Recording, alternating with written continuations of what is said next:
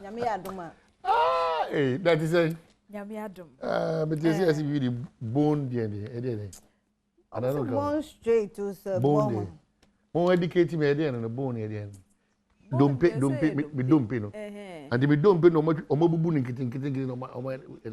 Well, you miss Sarah now, Jay. Bone straight. Bone straight. Wow, was walking will be a bone bend. The number boko. Oh, Sarah, yes, yes, so say near my song, yes, song. Name my four out here. Machio. Good morning. Why morning? Why morning? Na me na na make an Sarah. Me kasa no na me chinchi me who says be ya. We cheche ni o kasa wo fa ko. What is? Machi ye buru, ye song, ye obi ade, ya madepa, ya onua. Bye. Now you know. Yes, so hey, good morning. Good morning. Good morning. My sir, the identity of the Ghanaian. Ayira. Say, Tize Taira. Konkontaira. Akawaira. Me pacho na Ayira or side. That's all. Percentage of Nipa a patronage said, Akawlebia. Baby, I ton, Ediani Bia, I ton, Motio, Fufu, Coconte. They be a Coconte de Casa. Usia, Bia, but that point, they say, Nipa do a fried rice and a chicken. Oh, okay. And animal chips, no fries was a dead. Animal pizza was a dead. She said, "Yes, increase." Because I know, because me tea Coconte, you'll be able to say, "Baby, me new." And who did it? Maybe they the Benkumutu and PC and a more. Only Coconte, so. Mainly, sir. Oh, but you could also say a day. Only for Coconte. That's what you're doing. Never couldn't buy any better work. When you're out, I want not then. One last I know Reverend Coin. Wow, what do I know here? What do you see? Say, there be a Kutiana. What is it? Oh, Jimmy, the older year. What before Credit? No, I'm coming here. Yes, I'm not heating.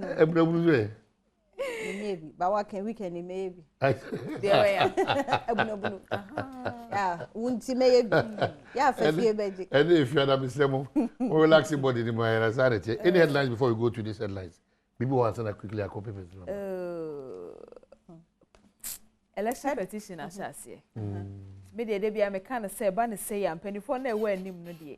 One back quite tenacity, did. Yeah, I drink home. But once said you'll be tea yan and a day, which is a grassroots no acquire basabasa. Ain't tina a walk out no. Obi or theatre be a any ding. I no cray, the tea way assume. I'm shocked. Oh, okay. Really? Wow.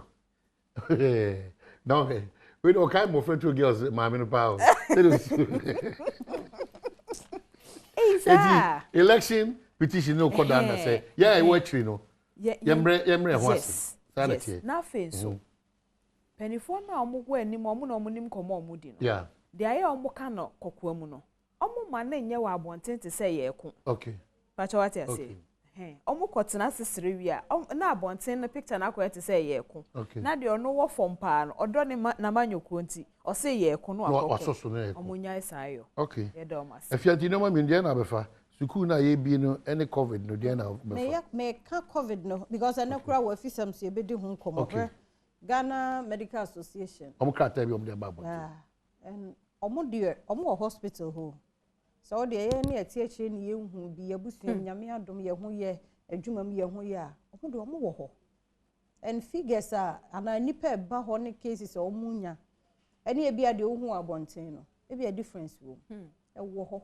Nti kwa mo point kwa no se nke be ya yes an start sa contact tracing no ene baby a te sa kra ha kwa de o mo se enye easy nti nka baby a hotspot baby ehu se aye bebre no o se nka aban no o mo se aban no nya de kra onkoye mass testing because say ya aginsem ena ahoho na ya aginsem yes according to GMA statement e buy no ena ahoho na o mo free amono nso bo man mo no and also I don't know like you check so as a biba but still testing ya dey ekoso you check you yeah check you ma ho be miensa ba oh yes yes oh let me show sebi wo nko ade a omanya kwanya mba yes yeah ma na mi gina wona ambulance be fa o mo ko is it ga east ga east yeah ga east yeah nti e wo ho Mummy even multimedia akra say oh wura mu na on sha yanya akra enya wo hwe ho ye mpanifo insist security nsake o se woni bia e wo say sa start sa match e ba foforo vim na ye de shame no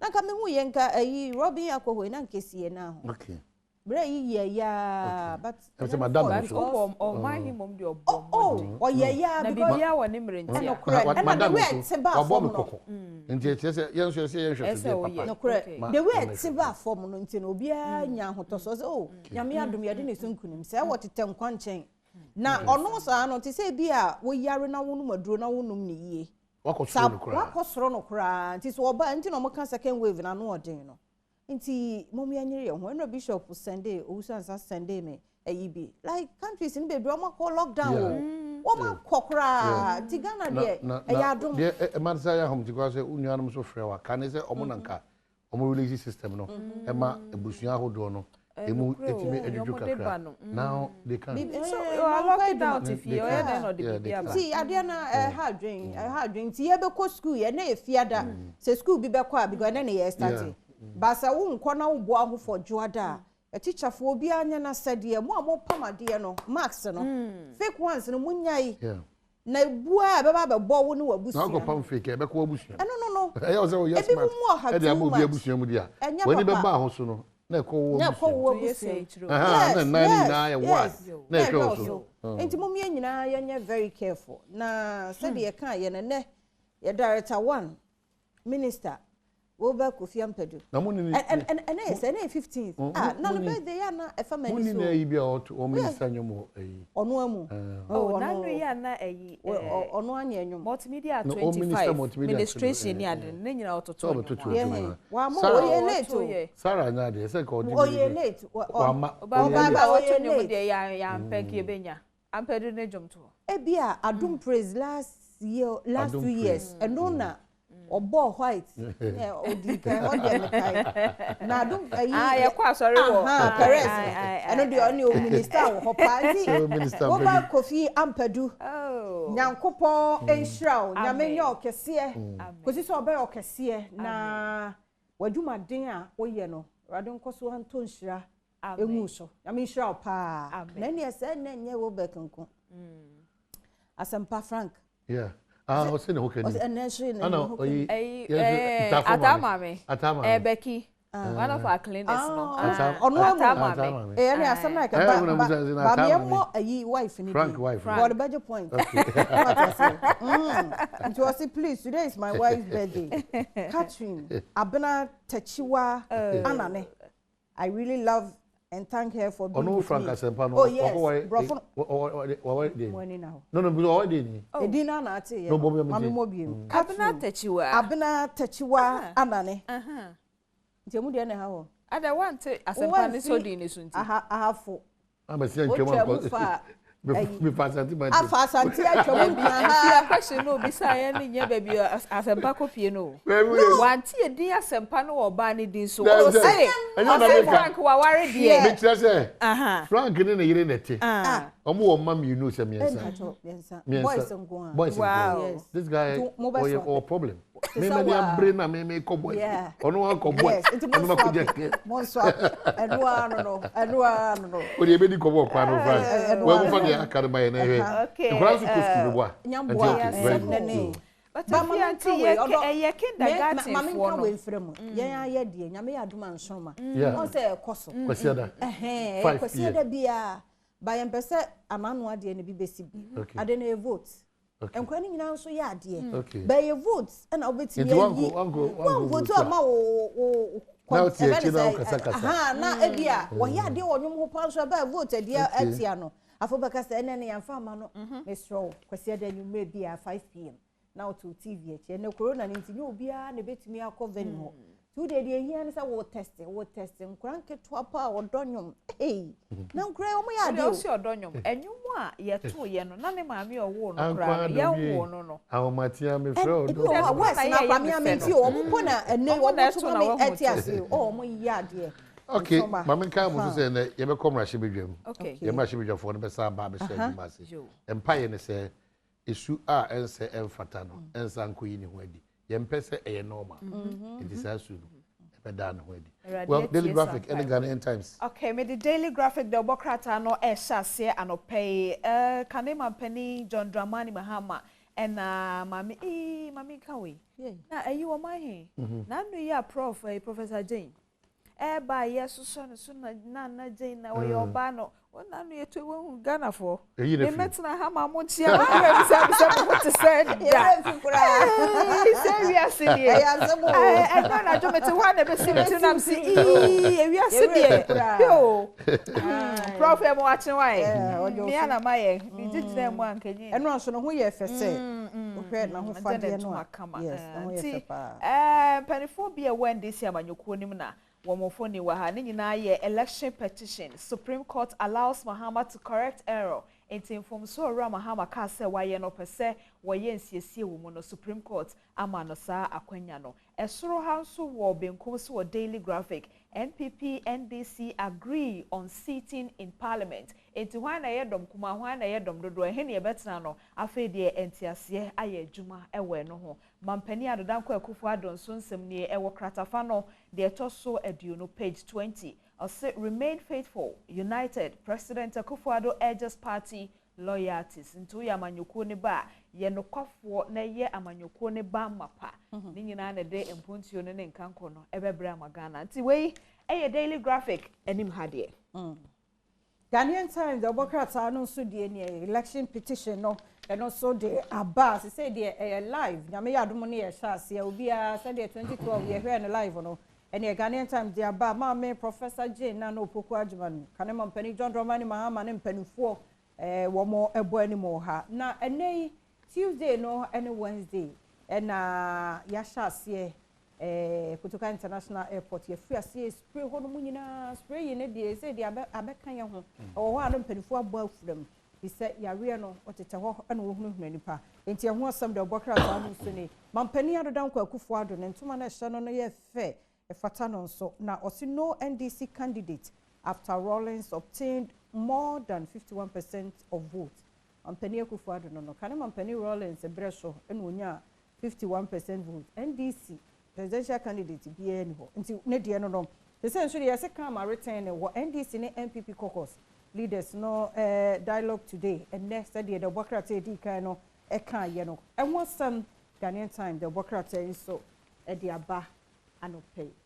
The Ghanaian Observer namde to aso na Ghana Bar Association GBA4 ena womo abo owura muntakachi efa na anu asembia okokan yese nanka pese otua damude de ma NDC amanyoko ne ba bi wo mrasebedwom nanka omoto aba ne ma owura Professor Yero Michael Kwe ananu ya woko wafi mrasebedwom sachi amehene nti anopay. The Ghanaian Observer say GBA fires Muntaka over NDC's bribery allegation against Supreme Court judge.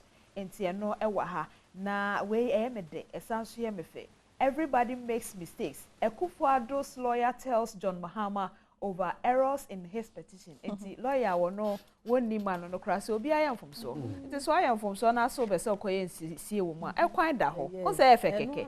Oh nam koye se wie ko to party bia na. O se She nkomo se. Send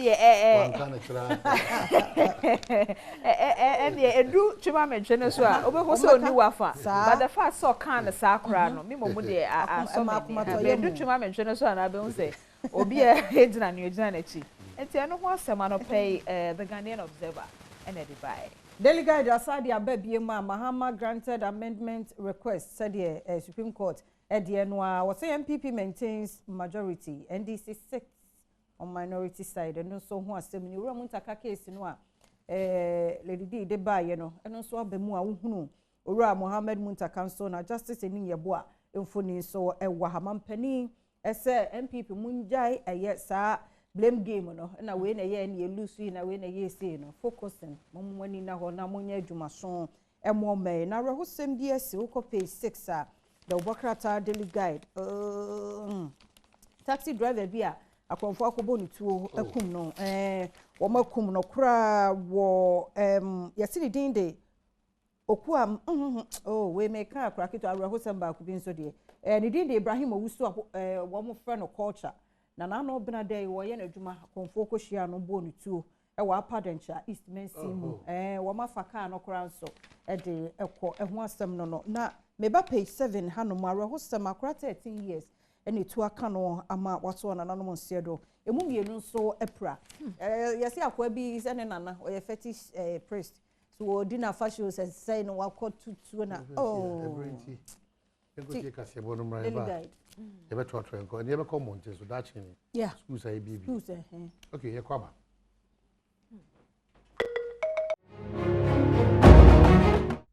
Abusiano pano sia abonti Badwam kase enam desmo na defia da etoso dunum ewo pepo anase January bosumi mo fiempemie no ne aduonu baako na de edimu akotene wo kase mu bi ene se abato echi Adom kase ehwe akwaya hodo a ebenifo kan ye wa fie twam no se won beye ewo oman yi mu na esikuma asenfo sukwan no so ye bekọ ho na ya hwede ekoso ewo ho enipa bi nso a womo etunyi nsengu na wonam kwati kwan so na eye no wom ho aba asem nti wa hye se won konkoda afiase eno so mu nsem ewo kase mu afei ebi kan we ho meken kan amaw se Badwam kase medin di ma metra Diamond memwachi afei me nsem no asese akwan pi ene bo nsem a afei twam no NPP aban ene so afọ wo hwe akwan ne akwantempon ho nsem so e kan ye se won beye wo memu na afi no abesen kọ enti afei Adom kase e de esi wani so se obebo apro na miaye bia wo hye ase se obeye akwan ne wo honom no wahwe eno ti esikuma breman esikuma fosu kwantempon ne so sei ena adwuma mpanifo hye ase wo ho no akwakosi Bima ye so ye ba beto abanenti na contractors e ba site bibrenti sa ye to abawie ye wo January 2021 contractors ni nyina so asamba site except one no so enche bia no menya ntie se ndura menene kasaye menya ntie se next week or two obeba site na aba bewie ekwan no aman bebia gina ye Bremesi Kuma Secondary School no so ye kwan a mia na me sign contract document no ye gina ha hu se ekwan no ye wie akasa eye markings no ti ewie markings na ya hand over ma school no for use na me Adom mampeni I started an appointment yes rasa obi anya abotare se na be ya dwumedia ye 2017 up to date aye toaso no ebetuma ye na ye ne yie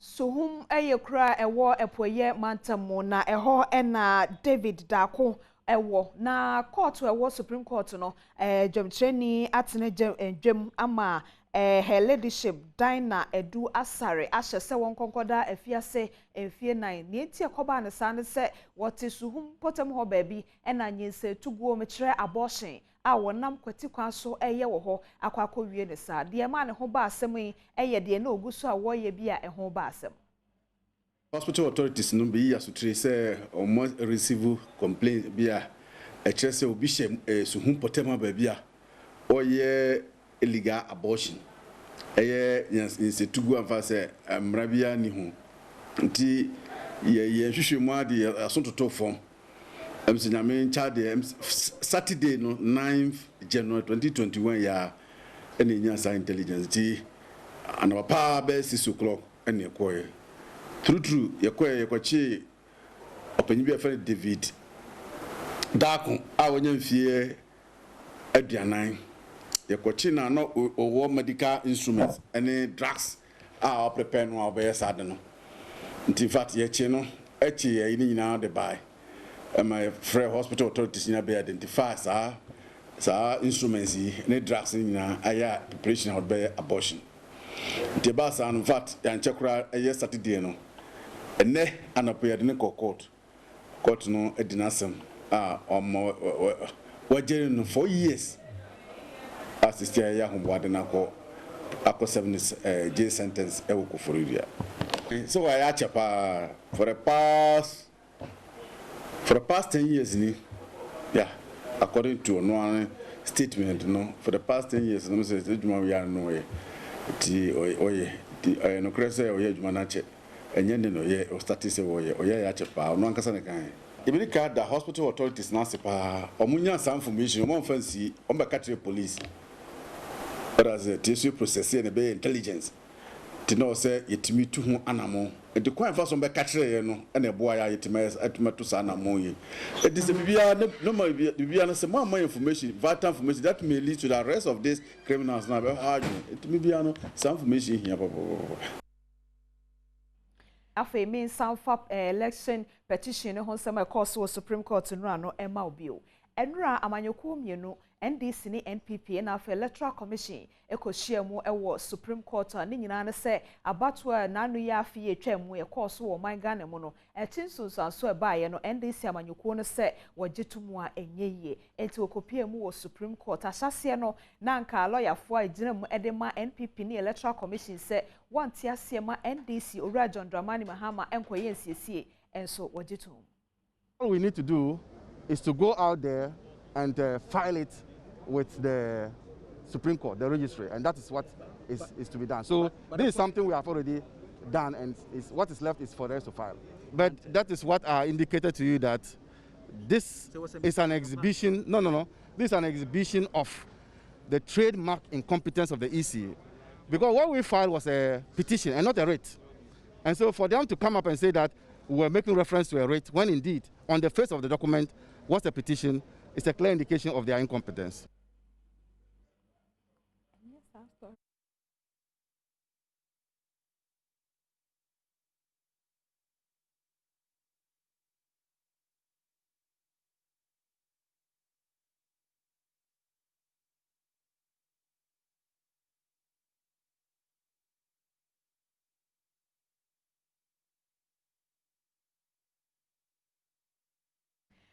Enra ebra Supreme Court tena asem ne so dai dikan efa abato na cheso so no afa Ghana fo bi so aye ne Adom kase central for twetwe nkomo no e kire wona dwen efa edai dikan Supreme Court etie election petition ne honsem no.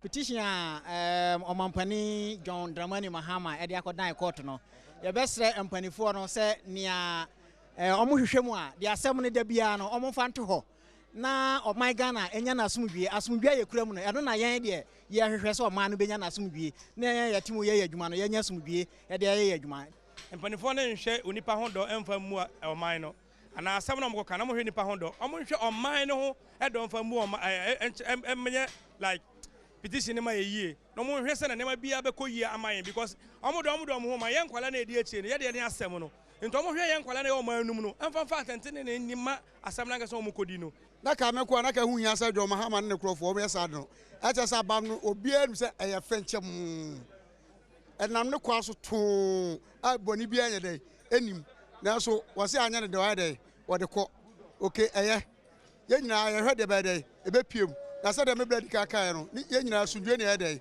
ye hwehwe sa de on betu bia amna pepepe na sa de o de no John Mahama na se edu katia obedi nkuguo na minimum say onyame ene de omampani president Akufo-Addo asiso enti eye den a de onyame ahwehwe no enipa entimi nzisane da na minimum say atentene nso be ebeji adwuma ama omampani Akufo-Addo asen atena so Eku a wofra won se National Redemption Volunteers pese Ghana mrabata metre constitution a wotentim na fiapem ahankron ediokron mieno 1992 constitution no wobeye ensakraye wom na redemption fo se baby portal kra wo hia sakraye no article 71 a no ma ho akwanya se wobetue sika bi amamra sebedwani bi se S Gracia ye kan se akwankwa Jessica ye de ma yen aman yen MPs no mra sebedwafo no edoso ni titiru wobi to aba. The current speaker is a typical example. Yewura Alban Sumani, the right honorable speaker, now is a typical example. Watena parliament since 1993. Waji S Gracia no sa up till now. Afe ye kan chense waba. Eye ensuo taya poncherene a oje wo. Na opam wo hufu a oto ne bema. Ye ma aban we any parliament we. And the four maku oha aduonum 150 days. Say en semana ya kru chire won krata so a ye dia to dwa. Na Oha ne aduonum achi ye mpanimfo anhye bibia ase a ombete yenka na omunya krado se emabunu mako 2 million. They are ready. Afe yenko atoye mantam no emu. Mampani ni Ghana for di nkita ho na no ensem bia wokan ye ene se de to so du wotwe ewo bosumi we mu no school for a atena fiache isa COVID-19 coronavirus no esese wo san school eno ti lotawia a wotronsam de ma adom kase ewo takrade ne school for no bia nura wo mo sha ase se wo ko school mu no edi nkomo se de school for ne ho ye won wa atenka wa nije ne ehu a ewo wo mu no one lotawia echeye Ocho oyema ma ameni ye ko school de ba me na agide ye de ko school na safety protocols are involved to upon them bia be nose mask or classroom no bia mben nyanko no only a COVID-19 because COVID-19 no dem o full pin wide we na ayin de ne yet ask no there dem yes nose mask after school ye dey sanitizer everything sound because I find sometimes I'm prone sound as a go to be man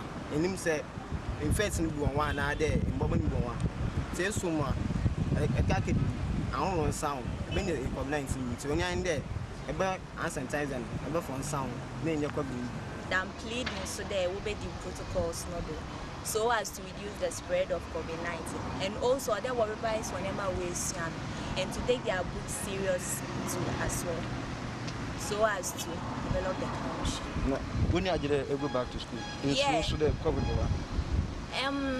If you adhere to the protocols, there is no way it being COVID-19. So always wear your nose mask wherever you are, and the use of sanitizers too, and also social distancing and washing of hands using soap and water.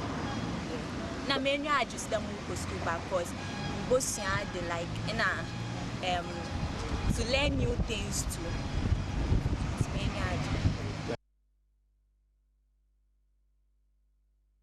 Sashi akontomra ewo western of Mantam no emo na assembly members dunsia meche 16 a wo mo sa sashi akontomra ho no e na etoto asre aban titru ni mampani adanko akufo ado se won DC ya na anu ya na wodi won so an dibre etwemu no se mampani e sa afrefre DC fo biewu a yosen amwa wo mo se hia no se wo medi won so se won DC enti mampani ensa mo ne din na wo mo hwehwe no ne na ya adwuma ato aba awie ama yayi MPs yede omampani ase akunwa so yawie na wasa amammuo ewo nkuro nketo mu nyina so etimi ekoso ne senti no emredura wasa omampani eyi district chief executive obedi emansin no anim na no na yen assembly members nsoso enso yede ya no etumu bi ni asre omampani se sebi impreduasa mpani se ayebida ewofi a yenkofa debi ebeyi emfa ne nko atwe emane nyeyi ni senti no yesre omampani se onabo amu ayosin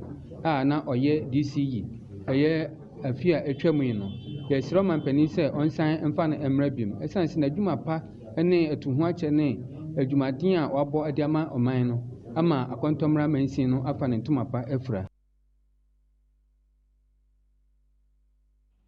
afe yenko bono mantam no emo na akuafo a womodua cashew na satia ewo brekum empotem ho na eka tra ban se wosre no enipa bonfo bia ya na wone nam wonfo mu na otwitwa ejato wonfudie titru atia no anasa cashew nim no se wo bi ya sa ma ban masa nipa ne fa ne hunni na emom anya hwe kra no wonfa ne nkoto afiase kakra de wo fra no se remand ne bi na entwe nipa na so na obi nso emfa nye adesuade mampani kofo bai no woma sojafo ene fire volunteers no eye adwuma bom wo afuo ma no soja efri December kono ya breja ya ma obi an soja nti wo soja ne ye betu afuo mu ha ne ya discipline ye do ba ne abo ka san kan bi kura ye ma ko remand ba nti dia yesra abani se anka efri December ya breja no oni fire volunteers no ene soja sine police ni nan kamo ne enko duties e wo wiram ye chewo na wa soja anase watu oja na nom secretary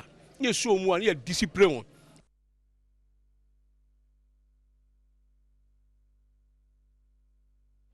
Abusia wo mu adua kashi wo bono nsam yiso na medina de bedwam kase anopa me de asomo no AC na me de si hei agokansie mo nsam eba wakwam no so achi afia makwata maklo betena se de afisam abro oman hene kwabena santen so betena se na wo the editors forum eno so yempensempensem mo e de asomo koso ana sha Adom TV fi se ye wado ye me de ma metra Diamond me mo ache edase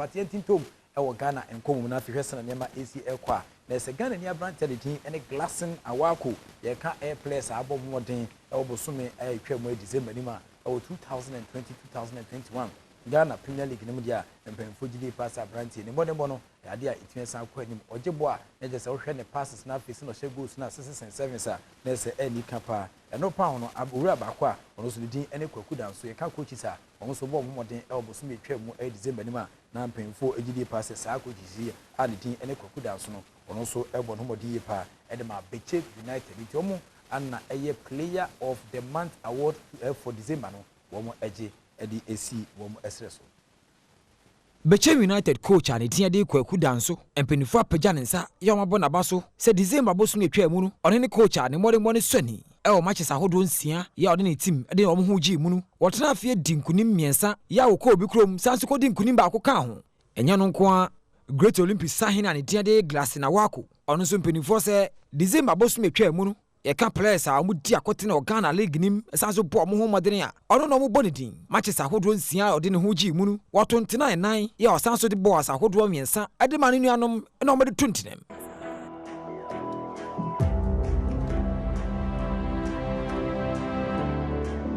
Wako goes for goal!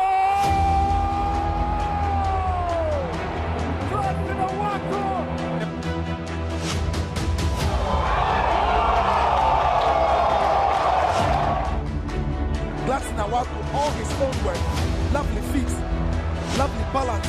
About your performance this season, it's been a different story altogether. What is the inspiration? What is the secret behind that kind of performance you're putting up? Well, I would say it's the teamwork, because I can't do it all alone.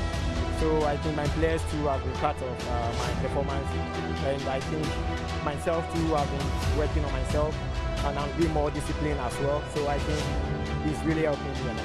Congratulations. And it's a really special goal from a special player, Glassen Awako. Well, I would say a very big thank you to the Almighty. The secondly goes to the fans, the technical staff, and the players as well.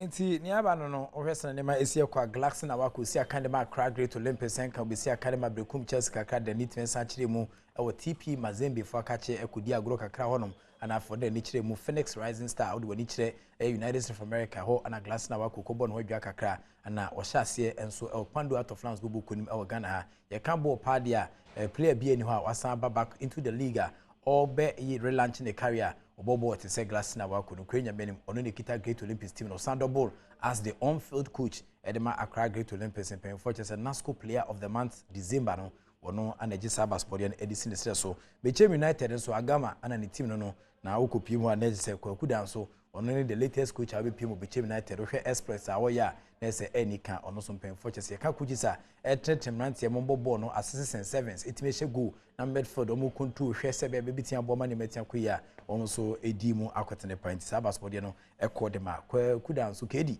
anani waje Sabas Podian no yɛn fixtures a between say pm nyame adoma fi enia enkopem se na wotwe foforo besen remu no interlies beton said after Great Olympics no machi say kan oli gbogbo oli machi oli nkonso oli pioto oli juleju oli Rosalenda oli akapoko be oli kunkun bagia anom dia kense de ebetia pem so Liberty Professionals ton study after mysterious abusuan bonto dwarfs was the ID Pandi TV omudi party mutia batoma shenso de ne koto omso eni abrese nyame adoma ombegina masia kan wafa beton study after Kumase Krobia Asante kotoko press meduka tare pambo obubuku no na omdia kense ne tua sapem so na fe so House of Folk phobia never say die ashedu ketekananum nyankontomrante no omoton Sunday affair 11 wonders na omso dia kensi na boso Kumase Kemfasa Alhaji Abdul Karim Gusa se nyame tuminti omo ebewini omo hwanim se omne Elimina Sharks papa kwesi indum ni team na om dia kensi ni betia pem so na afen so Ashanti Gold Football Club aboa kese the miners om to nsa dia fa media ma menuanom na om so dia kensi ni etia bo so Aduana Star se om yoja om ne Legon Cities ene dia kensi ni betia pem so na fa Bechem United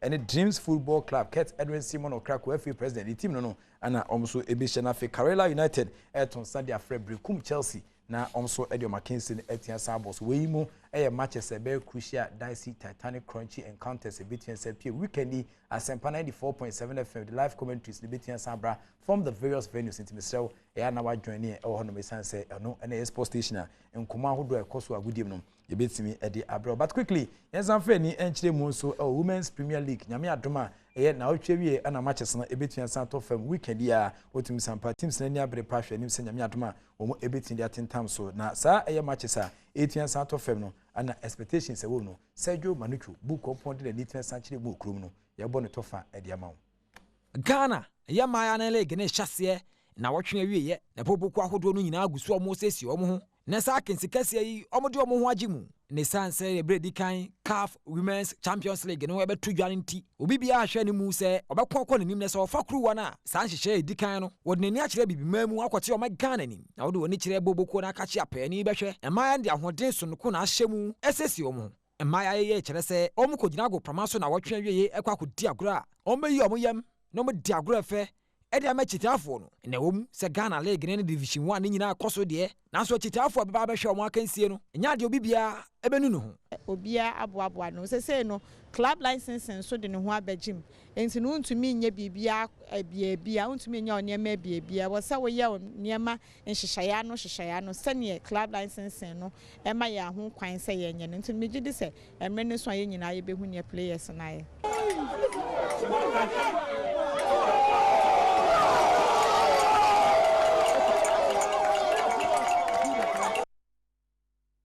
Nti WPL there's a Women's Premier League no nyame adoma weekend e sha said denden pa na matches no enye weekends nkwa ne bebo de besa bobi midweek na bibia timito mutrudo a Senator of Kase beka say if all things being equal June 14th and paying for the Women's Premier League WPL no ebetimi aba awie pa hwe fixtures ebetimi ansan tudwa week 1 mu and say day 1 sana hye ne besia call southern sector no soccer intellectuals beton say that Sea Lions na se pumujata and omne de akese ebetimi abo so police ladies eton say that Tender Queens na omashia Berry ladies also the freshest and the latest teamer abpm our league no na that team utimi sampa Halifax and na ye friend mpemfo kotoye na body ebre kokwana dia sesa maame Mercy Kogutaku wono anekita sa team yohwa boma nema etia kwe wono momne immigration ladies and they akensi ne ebetia boss na ladies strikers womne Hazakes for my from say Hazakes ladies and they akensi ne ebetia boss we as one southern sector no sana nema besia ko honom ye ba the other zone na no ye northern sector ohwema na say prisons ladies na say ma se benyado omusi akan de ma prison for team no womo ne supreme ladies ne behyesia kanafi Ashtown ladies womo so Kumasi Ashtown ton womo ne northern ladies ne behyesia kanafi Kumasi Sports Academy womo ton Sunday affair ampem da kwa ladies na om dia kensi na tiam sampem so team ba kwa womo so ebobere na nika pan Pelpia womo ene Fabulous ladies ana behyesia kan ewo WPL Women's Premier League na me adoma weekend e betian santo fam we so ne begina na me de nenso nkomo no atimi asi boafo heba womo de boafo ointment na afi boafo capsules aba waposo sisi udwonku nsa na hwen a unya boafo ointment bia faster so betian sabwa ma rede no so atimi asante apose kama na afi so kwa pomodon sem na atoba ha unya boafo capsules bia memene bi na ebetian santo yam na aboa ama pomodon sem so atian to yewe mu and sponsor see attach 1xbet. I've always told you that betting is better than Sakawa. Say Sakawa na ko dia be rituals their account asana boni ba ko do $10,000 be no abre but 1xbet dey utwa de befu and ade ne befu mesel bomodian da so utwa beta e afesika obetian fodo so belusu no ana fetwa bet na entwa bet ne gimyemlie nyese waso betian san hye entimsel wa japade bu fie sika ko bi ana asase bi obetian koton o ka kra betian e de akomo bi na waji sika kra de akogu bet so utwa de befu ana udi ne befu na mu utwa de kuma bi a udi ne kuma sa no banum bet di wa enti ya mesel fadwene kakra to so ni obi anu asemichi enfentwa bet ne kwasiamli nyesa waso ebetimi ayehye sen bibia we mu ene sponsors ne tuturu to ne twetwe tachire ma ena no peso yedi agokansi hu sempan saka etimi jawo wonderful and pretty ladies are omo enso wo directing room ohwemu a na je se Sarah ene press lab mu ne o make kawo nyada fantastic morning en koma mu ana afi so kwa hard working Sergio Manuchu papai ontonko na anaju de sum no tintim sem ligun krata so dijame afi so wo be kampadu ono enso ene e birthday wo be campedu the Welbecks ono na yire etia buchi no no so te Ghana wo ye adwuma e de esikani na ekwa buchi wo be campedu fantastic birthday morning entime kuma ba bia obia senior most osmosis wonderful camera crew from makeup to make down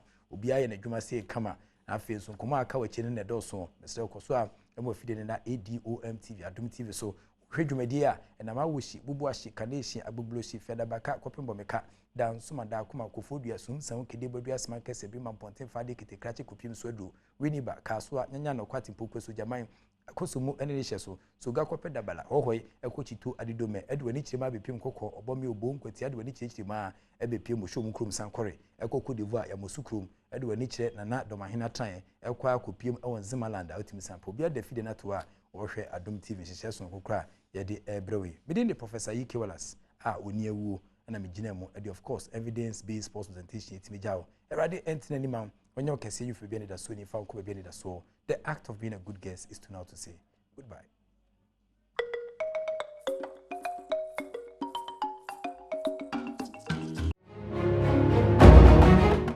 Memo akwa babiem na yemfa umra Adom TV eye Badwam na baby ayedro no yeba bedi enkomo ehia se ye nyina yetie yeda se uguso ehweye mayeni kan enhwa pomuden eho ensem na menua covid no nso yenhwe ye hu eye basesie de me time herbal center eho na mabo awura sesia ya Harry Adom oye kasamafo Emma time herbal center ewa ha yeba bedi enkomo be me na afi no mehia wo afishiapa afinkomisan ho afisa se na nkwane ahoden wo ho kama na time herbal center jinane na so ebo adwuma yeda se yehunu niema miensa ewo ye table yi so yeni time herbal for ehunkomo nkomo ne nkomo de itiawa onse yakwe ne pay sanke ni ahoden ke ntumi metena ha ti apomodin de hia pa eni tina time herbal center for yetu anamo nyedi abibiduro aba adwama aso se obi bia mo bobi na onunu bi na ho ntumi entono na anse ne beto ankomo no so de di kan pa ye number no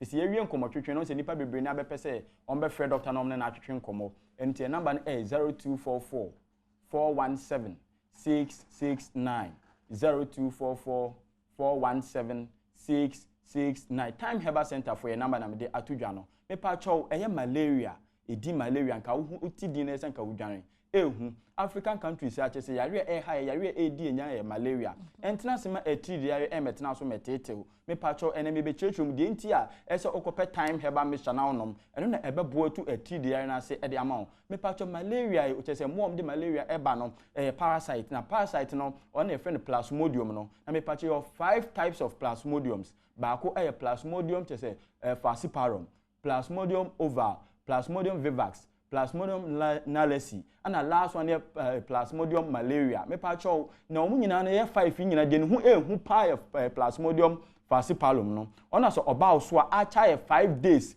up to 6 days. Ubon se ho start edodo, ubon se meti epae me, ubon se honam nyina eye memre. Ma aposo eye me ya. Me pacho eba ne sa peka hu se eye symptoms of malaria are starting added you nipadua no so na edro ba ko ene de mekanfo ede ama on time herbal mixture. Eni say na etie time herbal mixture. Abra obobo bia onunum binom ewra nipadua nim emamogya ni di afusane entini ne adwuma bia ese eye na apomodi ahohia dan nyina na mo a wobetu me pacho ede sire ebebo anim fi se betu haw na se ede ama ema ye ntena se bro ni say prevention is always better than cure. Me pacho ahobambo we eye since obetena se atwen ama yare abanse no to anamo akopa eduru ato eduru sambe na me pacho nyuma betumi aka echi ede ama ye mpe ne se beba ne senti na si to anamo sisi a wo hwem ya akọ drug store License chemical shop pharmacy shop bia ben bia na kwa won sabe ka time herbal mixture na me pacho so saka bi nso emfa nya akwadworo ubo bia no pa ubo bia wi ubo bia nwumre ebe siesie ni padua na be ma ho atọ na etidi yare bia ni obetumi abetete me pacho mo yenhye nso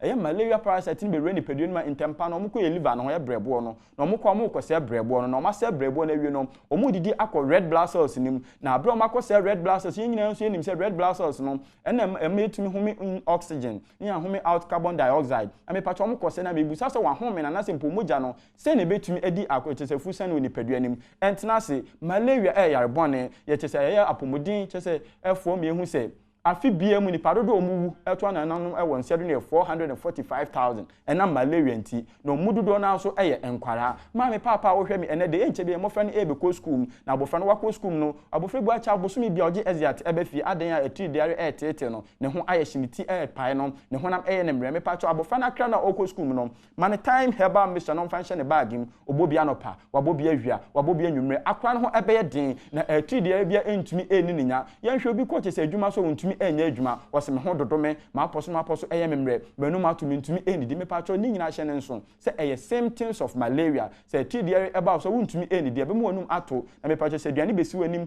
na se hwe aduane nim sia na opia si nchen ese hu se honhom ne pena so honam no ayemre unyanka obedi adia san so age entumu na so nyoma enkoye emfa emma san so no bi obo se ni ti edwa no fitia no pa besi anwumre ebo ne ga me pacho ma nsa enka time herbal mixture obi si kwampo se mini peduanim hyehyeme me na se atatai me honam nyina eye me ya awo edeme yen hye no so obi wa bo se awia ebo no osumo bi cross wa mam chini ya me nko na so onipa da se ne de awia na ebo no se emfa ne nkosi awiam na no eche se aya kabo so ne ho airpo oje ne ho enje ne nyina ye symptoms of malaria ye me ensanka time herbal mixture ebebo ebesiesie ni pedua no apomudi bi ehia bia me pacho wonsa ebeka na wonsa kan ye ye number no me sanso esisu biem 0244 417 669 0244 417 669 eti di area eti wa mo aka dem pacho sisi a wo hwem ya oda dem untumi enyo wo hwe a abofra bi obi na so bi owo nche ne soma no se onko drug store license chemical shop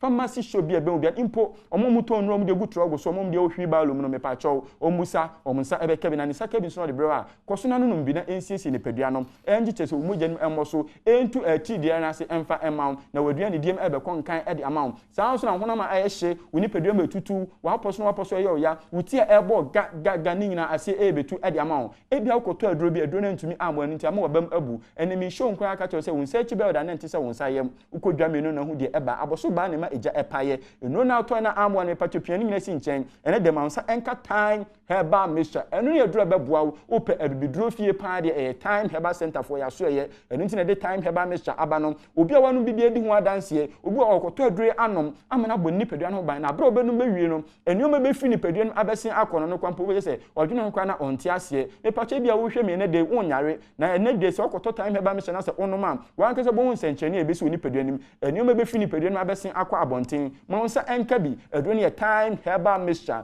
time ne TIME eye bre enute na obre no asom drug store license chemical shop pharmacy shop bi ebe obi anonsa be kebi nsa kebi so amepacho bo bi enkora na omodi from 12 years go you know omo ho akonya se so omo nom time herbal mixture ebe bua nkora na ebe bua ebe siesi omapom de be konkan e de amount me pacho hye nso se ye ti di yare nko ade ase betu e de amount na mum entna se entwen e ma yare ne manse na otu anamo akoto aduro dabi boni pedua no ho ban bobo time herbal mixture time herbal mixture na nsiesi oni pedua no na mu ahoden soronko wapomudin na ebe konkan e de amount me pacho ko eni pei ye ntumi yi apomudin ento nche da bi enye da usori anopa na se nyoma enkoye uti edwa honam eye oya oni pedua no ehihyewa wontumi enko adwuma me pacho hye ne nso se obetumi nya apomudin ye di a e abra obobo time herbal mixture ene betumi abo ene betumi asiesi ni pedua no ama apomudin bi ohia dwumadie bi ede wanim bia me pacho ubedi ni wadini ya masere etumi abo wanim yanhwe aduane die no se obi wona wontumi eni dia se nipa na dia na ha no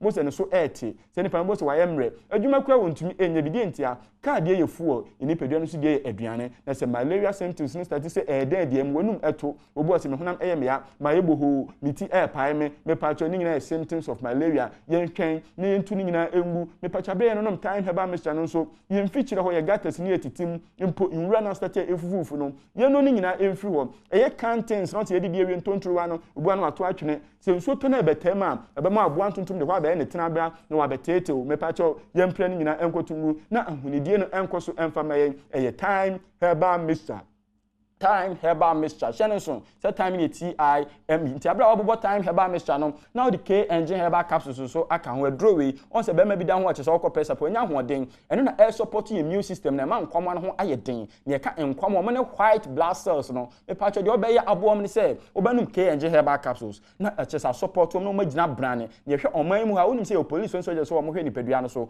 omo boy ho ban se de be ya obi bia emetete yen sa so ne be ni pedua ni ma eye police so soldiers no mo ne from white blood cells capsules no me pacho onum K&J herbal capsules e boa wo e support immune system na ma ho eye den ye ma me no ye papa no mo mfie ekwa ani mu no me pacho ma me papa wo hwe me ne den ma sa enka K&J herbal capsules e be boa be ma nkwama no aye den be ma bi wa enam se de nkwama no aye mrenti no sebi predators no obebi kodi nkita ho ana sebi okwa agya so pe acha e week mo se nsansa be gu ni be ma no ho obi wo se doctor me be ma hyehyem me be ma eye me ya ni nyina enam se nkwama no aye mrenti na sa o haw e ba so nkwama no aye mrenti na sa che se nsunsuanso nyina abeso so ma sa enka K&J herbal capsules e be boa ye ma ni mema duro oba bia wa hemfie no ma enkoye pampan abeje wa hemfie wa boso no nsa ka K&J herbal capsules me se be ma no oba bedidi na ontumi enko ye fe no bedi anko ma nsa enka bi papa we de adwuma no ano ayo so adwuma nso ana woye amisha papa Adom Harry PRO de my time herbal center and then so wabani abedi enkomonti time herbal mixture no yese wo wanya mfie dum wotwe ko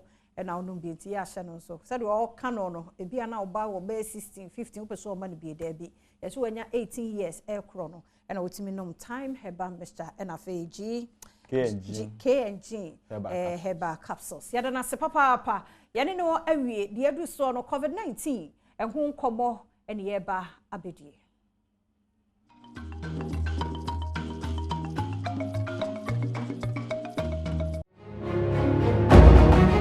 fie ana bia wo store wanya container na wo pe enchanse aguso a bedofo ya pe DBS for die ni bi na say condition kura ni mu a uni hawo if say DBS enchanse no eye papa na ye nti awia no momu direct mehyew nti enko pe DBS for enchanse ni bi wo mada roma ene ne yatena se de afisem ebro say de meka ye no Ghana Medical Association for omo ya pomodin adokota for nkabomuku eno mo de krata aba o masem nyina yetia se COVID-19 no asama ne muso ye ewo my Ghana mo te o se nyina no yeda ye ho so wo ma joto niema ahodo bi a wo mpese aban ene ye na anka se ye nyina no ye de boye ho ban efri yawe odo ebi a wodi adom ne nti wonu abusu ebi nche mo nanso enipa enam COVID so ene woto na nanom nse do no esewani ensa okache na COVID ni suni ne bani bi nso aye yare bi a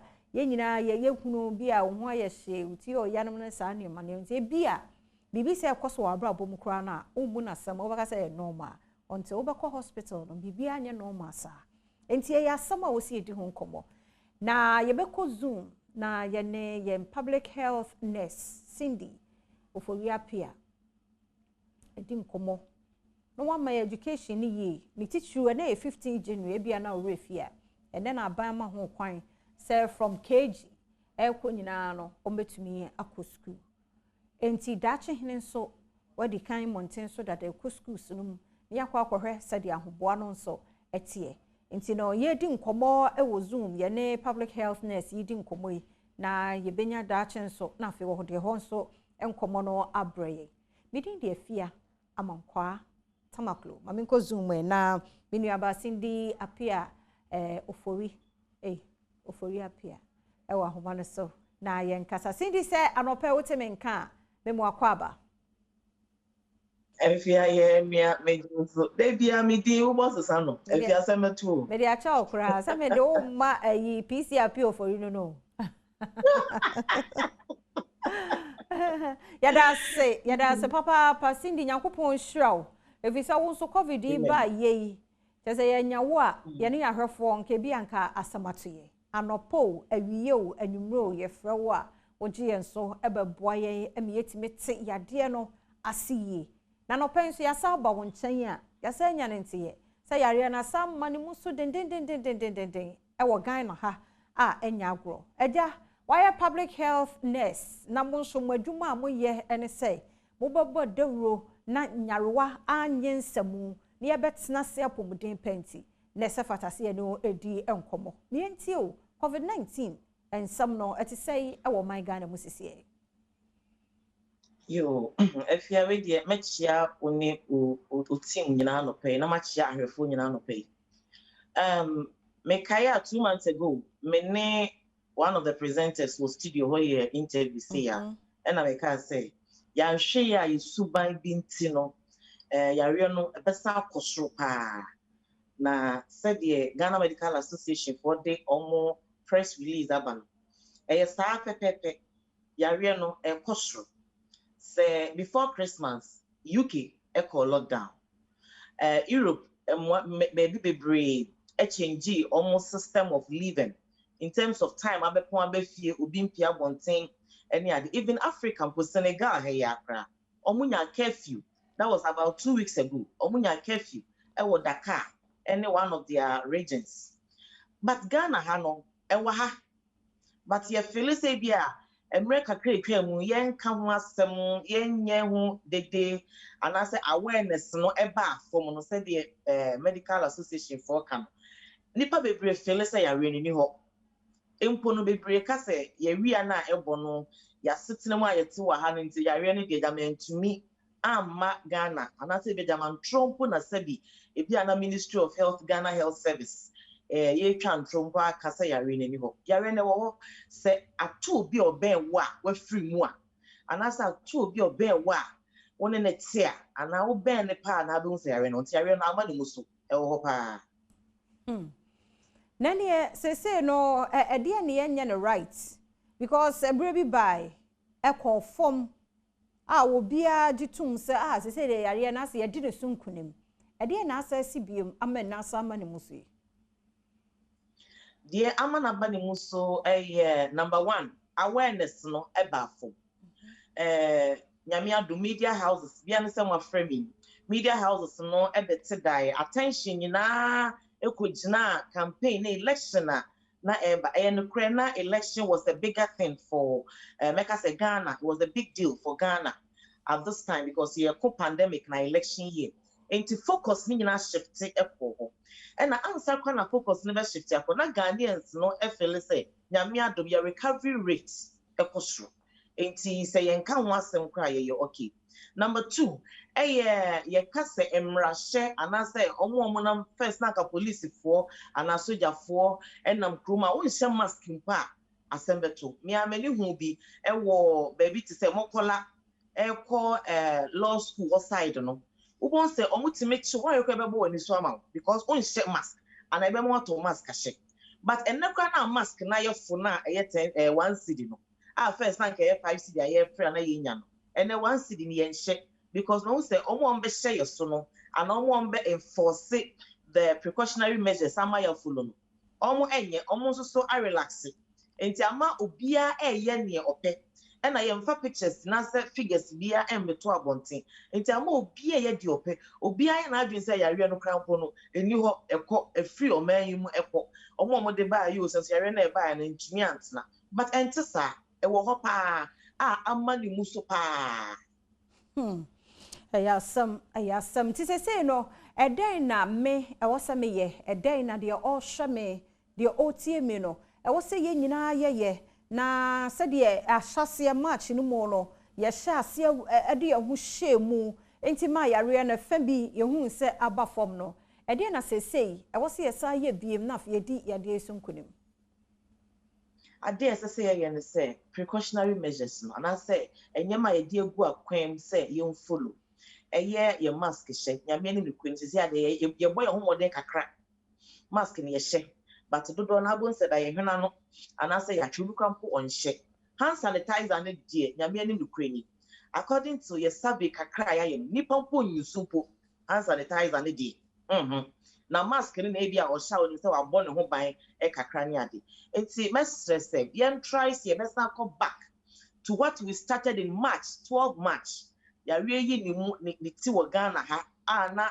eniema de da akwam yen san remu bio na yen wo yen sa ye make sure say be share your mask no hand sanitizer social distance say ayenye and the trotro ya ye free na commercial cars are free and it as yenye it's not there oko bar stations market areas yenye it's not there social distance near out hand sanitizer out I can mask pe and as you say no ka ye boy on de kakra bi make us say the scale of 1 to 10 and no ka remember ye ho be 4 say no mask ayeshe no na say ye boy on de wo mind mu no but run it dear all the protocols dear make us see even ura banking hall because so ronsa or so ma order that no agwerem obi krampo no tia no kra so woman sanitizer kra no omi obi aso yi oni bag ma na werem onye but na ke check temperature and the temperature you check nyame ni ukraine security guards a umutire na corporate companies anoni ade onim ade the ori an say o person we 37 and 38 into chekruka na ye 35 31 or seko obi kwa wonim de wo check obi po bisa say wunya asai enti bi de meka say ye timu be ye de say your recovery rate akosro ewiase boy abaso say Africa Ghana ye di nkunim pa wo ya re so in terms of ye di mraso but I think say timu de na rura ye mu more ama ya tiada na you see a wave na aba say ne de 12 March they see ye no nketwa de aba no ano odi ye nyina ya sade se wo se ye de betumi aye na ye boy ye ho by free ya we ho na anti Cindy gina so mame na dache hene wo Laboni se ye bie school aban so obia nko nti wakọ Laboni akwa se de ho so wa ho keka no atie wo covid ene ne ho protocol so nti dache sa wote ye nka me ntie o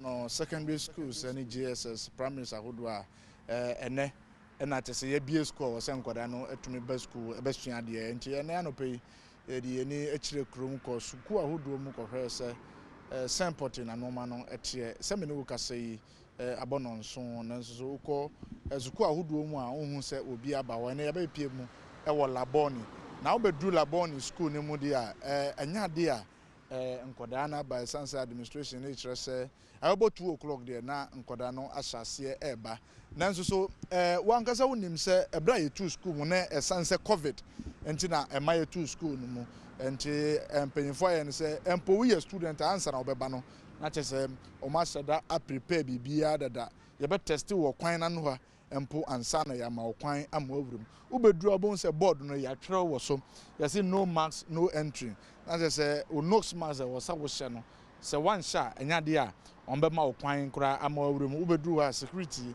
phone air tight wa ya so ubedru ya dikan check your temperature enko ansa na ya ma okwan ama awurum na se wurum a obon se Veronica bucket na chese o ma setting wo ho a ya test your temperature wie na se wurum a eno po ya ma wuru nsa nyina empo ansa na ya ma okwan ama wako information ya picking se ukodu dormitories ahodo anase classrooms ahodo kura na Veronica bucket kura SSC gate na no obe woro nsa empo ansa na wawura dan ne mu se ukọ akwa kosua de enti na obepie mu ewo Laboni senior high de ade a preparation no Brunebeka is underway omo transfer student no ba de metumi aka esusu dua no se me no ka se enya de a wo kyerɛkyerɛ ni ana se osuani bia aba school nanso omo twen se ebebo no mienu na tese omo nyina aba abepie mu wa ha na various dormitories ankwara no be kono omahwe e de omo akọ se de be ya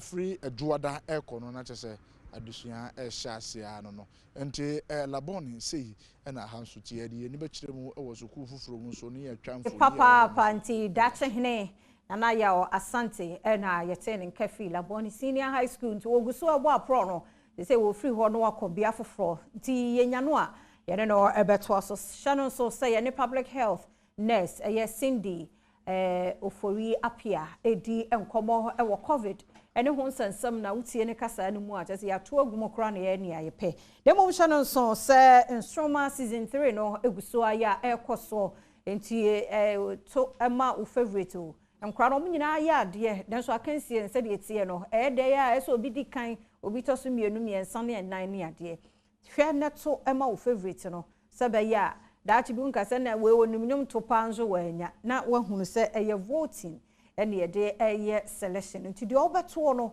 ene be ma wo artist anase de open asem no obenya emunkunim de nti kwase da bia 5 pm de na wote wafidie yachi wote Adom TV na fe wo hwebi nkura ne ya de high life enwuma kese tetenyum kro no kro sese ne ma me kra ta na nya manso nkura ne timi to maye west no se de tie Adom TV ensoma season 3 no ene gusode ma anti Cindy sa wote menka me sa ma wo akwa babiom nya da se pa se uguso twen ye na wo boye wo enkomo twetwi mu nti sese no dache hene a efrase abo apro wo school so no emu ene officially na bayama kwan say from KG ekọ obi atumi ko school na sese yare asa ma no musuo yi KG fuo yi ne class 1 for yi wo de public health nurse wo nim de ekro ekoye ya krado ye betumi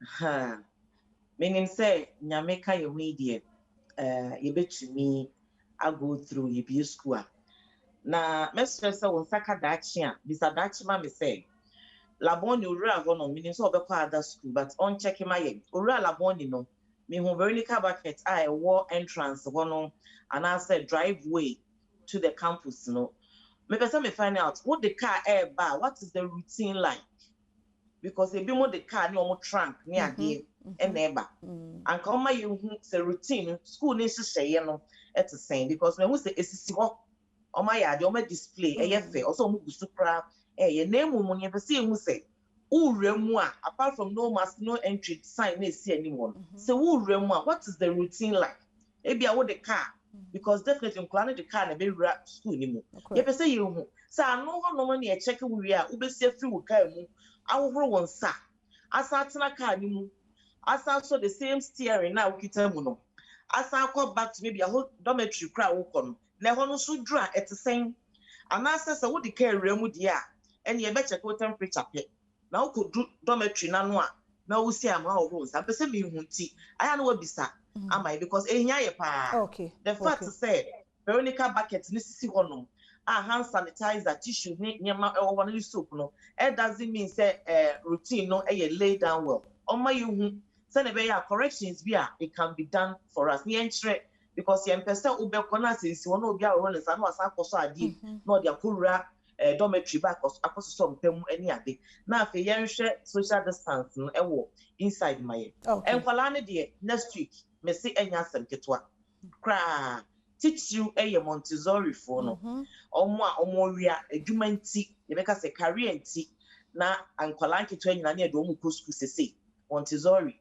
na akọ keji ansa na lower primary for no enko osimi free ho be obi kwati me edi agro ti obi mask because secondary school me kai omo be first one omo control omo exam si obi kwa wia mask obi esi ata na obi akọ enkola ba tete omo mask enkola ebe finfam wo mo ho ebe ye den classroom de bu ho no ma onye na emum no one ma break no onenam ya de se teacher ni ho because teachers say be bia no betumi awo obi wan so obi kwa betumi a change the mask because curiosity enkola no me so curious obi kwa betumi obi aswape mask ahwe obi hu so no obi share the same mask kwa no be feel say asem no share the crop any ade ma me hwese wo de ne te say na touching any ade abem the best ehonum na friends teachers no omo mani nko ho emaye because classroom the discipline beba na eba break any canteen time dia any afia nyame ndiko na be ye kakra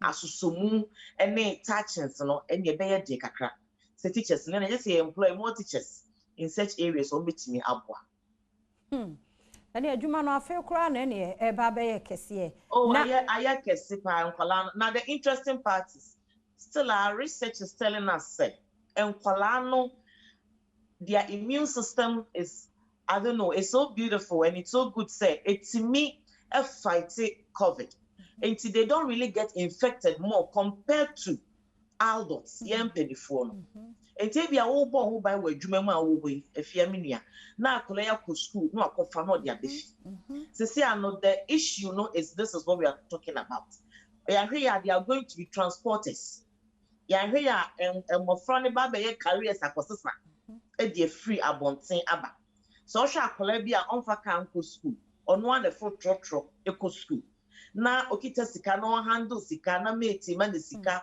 ana osi no oto ade na o change sika na one for sanitizer na one over nsa can you imagine no sa dia befi because obi kan sika o de ntasuo and the kind the sika na yamaya tiase se covid isusu no ewo ye minimum na de minimum na se saliva na ye de ekọ benyina no mucus no ntasuo ni ade benyina no ebi obi dia na se obi ebi ameka say everybody is positive until say what is it to know say we are negative enti enyina ye careers ni enam enti ese enyina ye boy ho ban enti nkwala ne de nyame ne ese so mo nkofa bibi fra bonten emmefie mai na ye wo mrewafo nso wo fie de a na asem no aye adekufro kra amaye eno ade a yɛadwi mu sisi a ama yɛn sɛ Enti ye besan akọ Auntie Cindy ho na sisi a no da chehina sa akọ PM Nima cluster of schools na ehọ nso yakọ akọhwẹ sɛ de wa ahoboa no enso etie enti da che somo na yen hunu de ehọ nso ekoso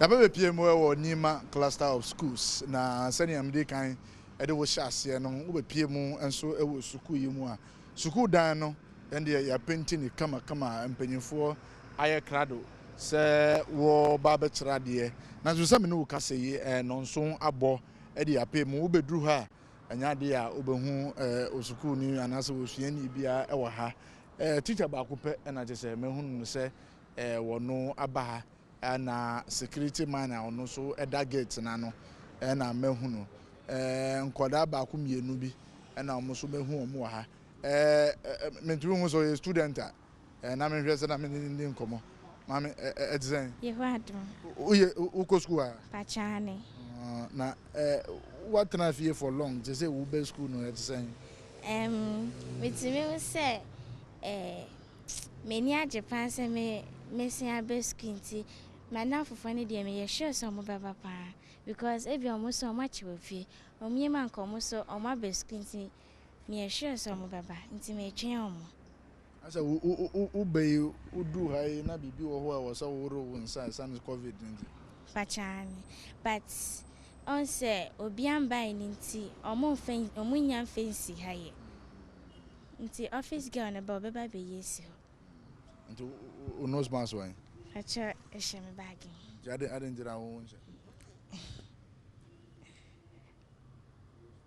okay enti enyade a wo she nose mask but mama fan to on record say unlike say you call abon you know obedru gate na no obehun say na che say Veronica bucket nyade ade esisi ho a che say uwure mu a obedi kan ya woro wonsa empo ansa na ya ma wa wura school na nkasa mu bedu Nima cluster of schools a enyade a bibi sa ewo ho security man wa ha wono na say obia ekwa wo ginemu na wo hwe kire ma no ma etumi koye eja bibi aboko de boko nana na preparations need to say ebra yenim say na mo bi school sesi no ya bu school no ye twen na mpanfo no ba because onno mbe hwehwe mra na amaye na afede ya hunya ebeye because sesi ano ma be bu dos no me twen say teacher for bi beba na ya Veronica bucket bi na ya set bibia because bibia wo office yo ya lucky ho me feel so mu ba ye be senya mu pe no ama won nti up to now the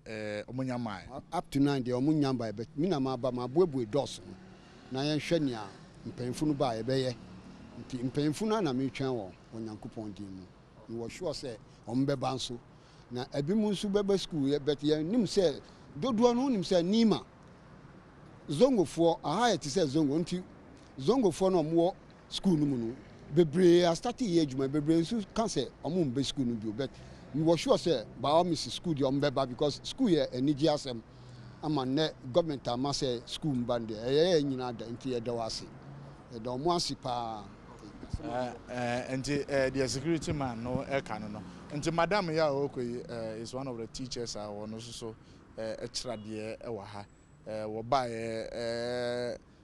conversation am dey kan na nya off camera no esre say ono wo ye new teacher ono so wa ba ha but nanka ozu say obeba no nanka bi empanifo aba management headmasters nya de aba no so bedru ye na say obi anya ma nti say na situation so etie ewo Nima cluster of schools nya de a bibia esi ewo ha nanti hene ne yakote ne nka free Nima cluster of schools no ti ho so wo ho boa no mama ne Auntie Cindy enwie na fe dwumade nka ye no nto aso Auntie Cindy sauti menka ya da sibiem na fa wasame twato e ma ye sabre asame twato ne se ye be hye mmofra no nyina nkran se omunyi ehu bia emfiri omu ene abatan nyina omu nyina nyi ehu mfiri omu na omu nyina nka ye ho because omu nka ye ho I'm talking about Ministry of Health, Ghana Health Service, Ghana Education Service, any other agencies omu nka ye ho ni media for ni nyina ntimi nkokwen e ma ne fe because me nyine se say assembly bi asiwo school bi any ade It's my stress say Radin Kayin Ayamo. Name yam pet health professional team, Papa no one palan my it was school's name. Said the president kind. Why we need infirmary and I will need clinic it was school on pay hospital be was our community mono and then liaise with them and I say anyone any juma another be and no ebwa and yes ana temperature the beba cold the beba never be beba yes and ebeba so be friend man who juma na juma inti be stress say aban ya na famudi school no so nyo mo so famudi emfa nyama mbu akwemu for mo fra no titiru apomudin emai yada say papa Cindy ofori apia or public health nurse na no penso waboa yen atre ye niema nti obi pia bonten dia wo max no hand sanitizer niema ye de boye ho ban no ye nyina yen hwe se ye de bedi djuma midin de afia amankwa atamaklomeda apostle salasi adai ase papa ewo enwoma hodo bi ode aba be cheme nyame hira no ye pa medase apostle bebia wo bia nyame hira me kwedie na sei ampofo gei mihu ye me hu honorable baba jama so ewo ha ene wona aka ede pensem mu no etwaso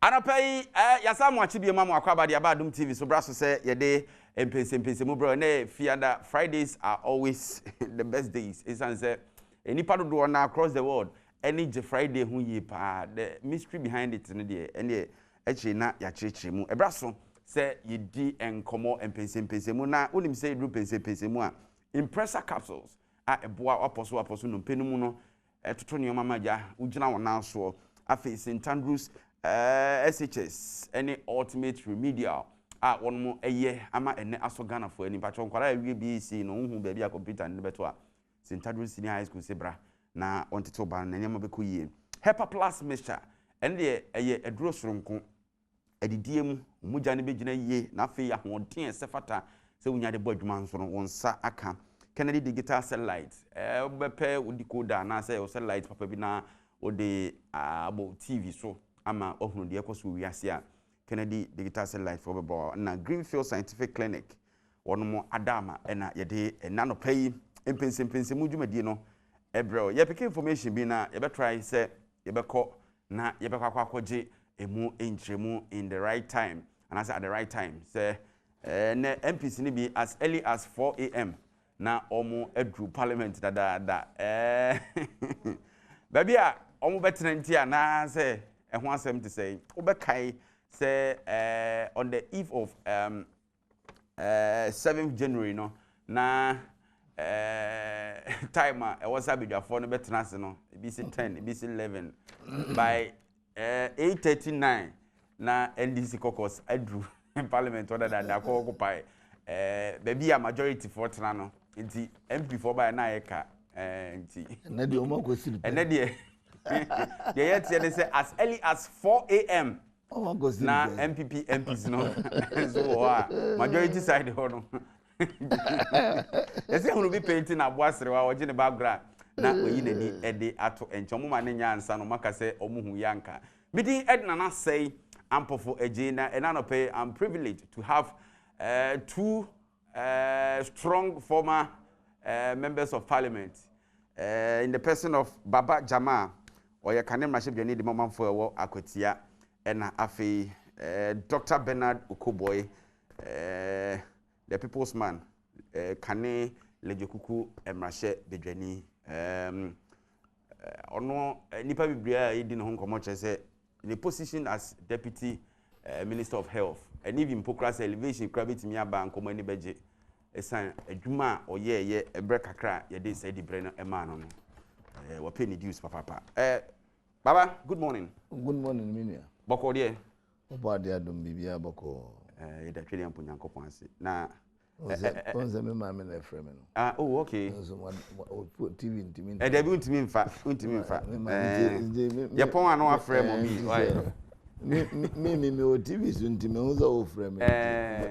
Ebi so kra o TV di na so na so ofre o kese. But so say live and recording. Baba bia boko de. Boko minia. Ene de asemo anye fast. Oh. Say we are. Fidie na musu na no. We are buying. Na usu we need election. Na obre as to whether we are majority, we are minority. No to me go see the PC ya. Echira obobre. Echira obobre. Na sa musu mu ye bi. Oh, yeah, then yeah, ni de. Ye ko around 839. Agrono zone na be share around was a 10 11 individual difference na. No be to me control around 4 AM. You bet we still grand. You bet that the parliament. Ebi crap pictures. Ebi started that. You bet that the parliament go around 10. Eddie, now go see the person now Brazil ya. Extra pepe say. Wo sabi winning no akwa sabi kutre ejanan. Ba no so na di say suban bi akoso a kwampa bi a omfa kikikim na mum in a diplomatic way. Obaba na beti ho dia untimi kasa me. They say na adani free. They say they want her we keep him better about parliament. Better about parliament, but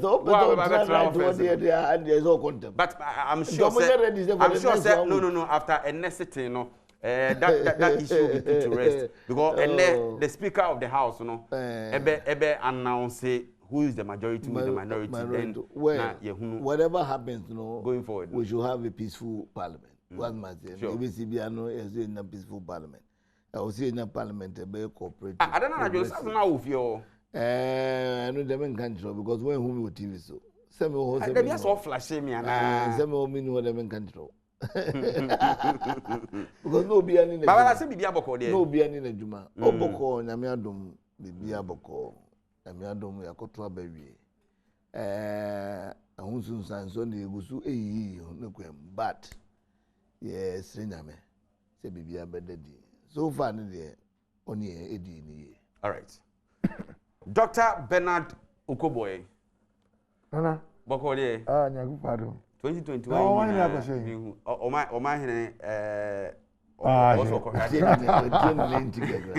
ko hade kitu this year. Because na anka Oni no wasemo. Oni no wasemo papa. Asem yanka so ni me wasemo. Oba to me there. Eni me wie me there. Na there so ni say me no wasem na mu ye din kranche o man ni there. Enti ma me ye ko.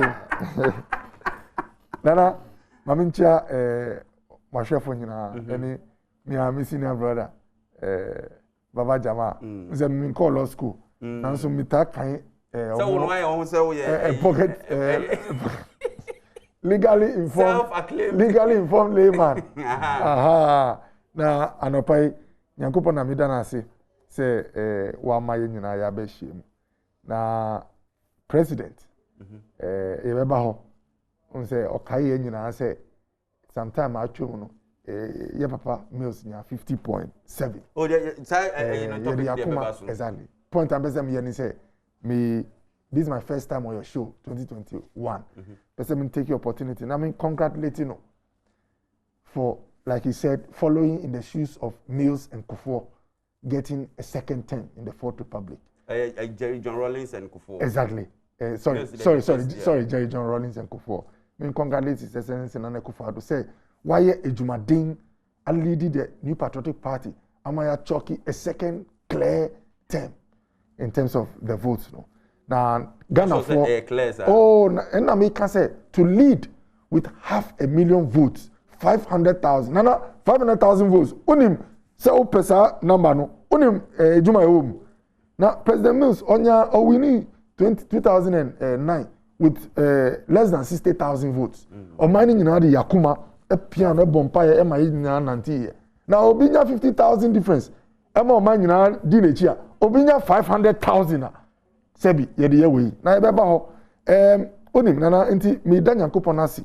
The most Nyankopon yesi on betuaba or yisu nipa. So let me take the opportunity. Na me da Ghana for nyina mo two man nana ene mo anto manana nyina asida mu dia. Ye nyina yemfa akoma pantanichi na yie ma na aban a ebe yie ama won so. Na won say we can be about parliament. Ma kan de bia say odi abeti a eso ana patapa koji adia say be che no din. On the parliament it had to 8 parliament had to start at the stroke of midnight. obi ko 10 p.m.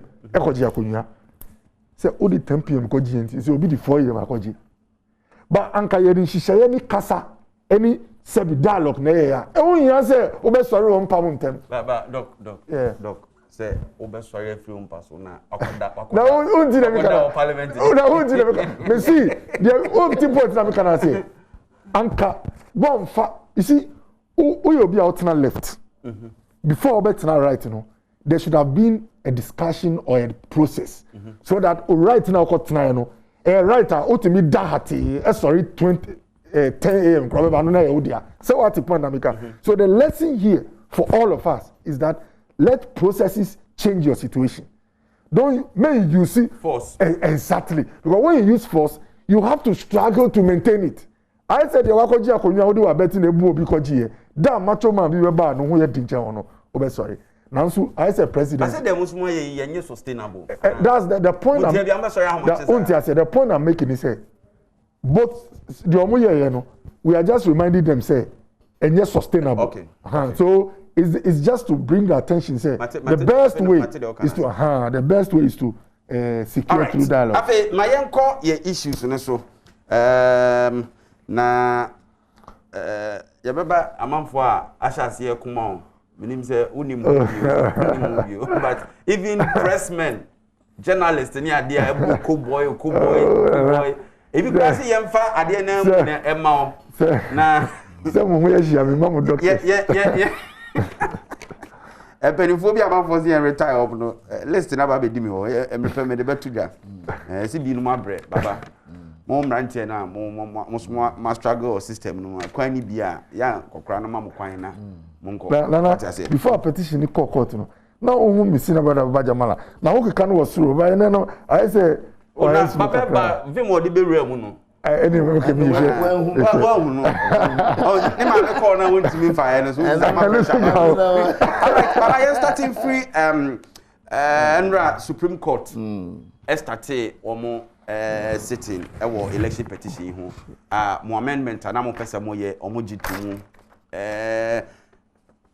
president lawyer ne yes lawyers nanka omo oppose but Supreme Court no ma yet as say any bearing bia wo petition no say bibi huhuhu bia nti ma ye hwe minim say we one of the spokespersons ma President Mahama ne petition I work out to say sa errors no den e kofa ba na ya ho prepare na den many before mekono na me come be mfa ne obo menya kan no unze he's one of the MPs omulusu ya hamepa because okoboy de mi hu obi a okoboy lusu ya is one of the guys they raised the bar in parliament so what was the caliber of parliamentary bano but unfortunately he's on the wrong side of the party and nona ama I to me I got the infinity but he is one of the fine guys who to me raise the standard when it comes to argument so what was so it's a sad he has to leave parliament that fast but the Americans say also because your man a bigger position even than baby no I believe say he can deliver. I believe strongly so he can deliver. I believe say he has proven himself even as deputy minister no prove no. And of course obofone ne nam guapaso. And I believe strongly say a man opportunity he will be able to do well for this country because Uhuna I mean, not because he's sitting here. He's one of the guys that we discuss him as friends. We put in a crowd. On the route for this, no. I mean, when you or kofa, baby or kofa, the route for this is on. And when you or kofa, but whatever it is, no, he's one of the guys I think will give this country better. I mean, service. So what was it? Oh, okay, say. But that first day, there was no majority. On when himself in parliament, the independent candidate must officially inform parliament as to where he will sit to do business. As at that time, has he informed parliament? David. That time, Krasana, Berkan said, the young Swenny in wherever we sat was not to great confusion. So what must say? one moment no more said they have some birthright to that right side. Nasana moti baby just some few hours before. Let me tell you that moment. Let me tell you say no. In our belief no. You winning 137. 2 are in contention. 1 we believe has not been collated at all. Na Ojanbe no nyam we are friend Dwamfunu. But Ojana ka fan ni tisu no or 19 dia unim say na obewu. Ka fa Ojana tisu ma ni ti apeche. Or 19 oso be na ye bi. Obewu ara. Enti we uko 30 months out up to now you dina baby dina say there was no college. Uko se we also you go so dina baby dina say there was no the final box now. Omo papa no say no why ne konya results on the beche o mo declare mine no. Ya to aba aka box ba ko. Ya papa box no say at timu niam. Up to now ye nya arrest ba ko kra. Ye wie yen so obi enya figures ya che o say we declare obi. Zamzugu you move collection center fi one place and go another place. Akwa could declare obi. So we are confident there by the end of the lifespan of this parliament, near a majority. So my I think the MPP so issues or most more constituencies need be moving on so the contest. It's about 16. We are contesting 8 or 8. And MPP so contest 8. Almost contest 8. Fine. As woman some normal famra. We have no problem with that. So what am I saying? And to ban it to one of us 9 years ago we be. But so let's all understand say ni MPP for akwa go still pay parliament. I'm call 4 a.m. Yeah, mom call 4 a.m. the day before. 4 a.m. Na pesire unim so bi kwa pesire ase 4 a.m. And you're not the action. Any match. Match say a pesire certificate na do na go wi anopa. And you go 4 a.m. in the Zoom. And the Zoom. And this what could the Zoom one go to repair. I was in there. Oh, MPP pan and name. Now, Dr. Kobo also being a 500,000. Now, after say, we now 1 million. Now 1 million, no crano, one can want them. Now, we have 500,000. Oh, bones and bro. But we are student of politics. Yes. Him say, Abenbia, I'll call the second term now. Usually, no. The votes in the popularity so take a it is not always this it's not always the same yen Ghana your political trends in the ohimo but the mention say when the 1 million it's yet to about 500 when lose over about 40 seats in one election gusuru ubo nsema because abambena ni dey sote no okofo ni dey sote no parliament of struggle say there John Rawlings need the sustain no parliament of struggle say there had always been clear majority alamebo would you and na mo sirpe so mo tie mo nse mamo so mo we this is na mo pen there say na mo amasemo alamebo baba obi baby say na wo call second term mo so lose seat na no so oh na say me ntina me ni parliament no that be men can work personally. I'm talking about NDC as a party. Oh, NDC na make say NDC lose you lose it out with clear majority. The American say send you gusu bom say mom. Okay, so and I made I said why are there? All right. I said no my idea. Omo ngata na so come try to mo hwe ni akoso no. Say in a one election from 169, you see about 137. I mean, I no cry some home. I no cry no be what you asem buzu wo. Baba yes, want me fanisa nguni ti say osu. But on so no so sere. Baba yan Supreme Court dey ka grand sana. It's very really say. You see mama say. Mama munansu. Eti marketing yo. Oh, and the who na te say go ya mum. Oh, na me ni munu ba ko na bi ne ka so radio ba ko na me ka say na bi bi dira wo mkansam munu e be wi ni mu da bu hu ze ne koi so he on say they were very optimistic say margin back o say before be bre mutumi be kan say Ashanti regional minister mutumi be ka say and this is for my surprise him. So that must be because but that's true. More adwuma. Yeah, surprise na person surprise. We need in ke we ni obi na dane na nkwanta. Still am da fast. Obi na we ni obi na dane ade na nkwanta. Na say mo court mu anka say mo we ni. Ade no mo say anso 50-50. Bacho When you say Ghana, obet me win election on your president. Oh yes. So obet me win with 49%. Na obi or 48. So One win but still. Exactly. I'm so 50 plus 1 in Exactly. I'm the person who knew him. So it's not about winning. It's about attaining a particular threshold. Yes. And we are talking law. We are not talking now. I had the mechanic go, you win the mechanic. Court to the whole dina mraso. So we are basing it on Article 63 now. It say 63 or 64. It say you must get 50% plus.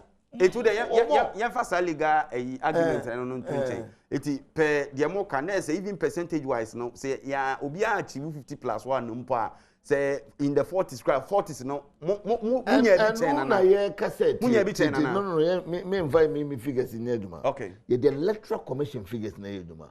By electoral commission figures no all the by na mistakes wo no calculation ya no kire say na nya 50% no plus 1 no. And you say omunya calculation here beba 40s never 40s na there must be runoff. Okay. So what must say there must be a runoff because we are basing it on law. We are not talking about rumors. We are not talking about what you feel. We are basing it on what the law says. The law says that a person should be declared president only when he achieves 50 plus 1. Sure. What must say? Meaning, and now you call we know Supreme Court. No, say me no nekoda Supreme Court name.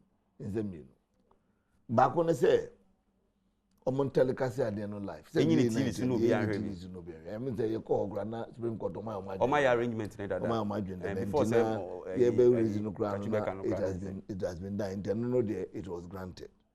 The second one no here that small typological mistake in the Bible. To talk about runoff no you see it should be between the plaintiff instead of the petitioner and the second respondent. And the first respondent. So on that typological mistake.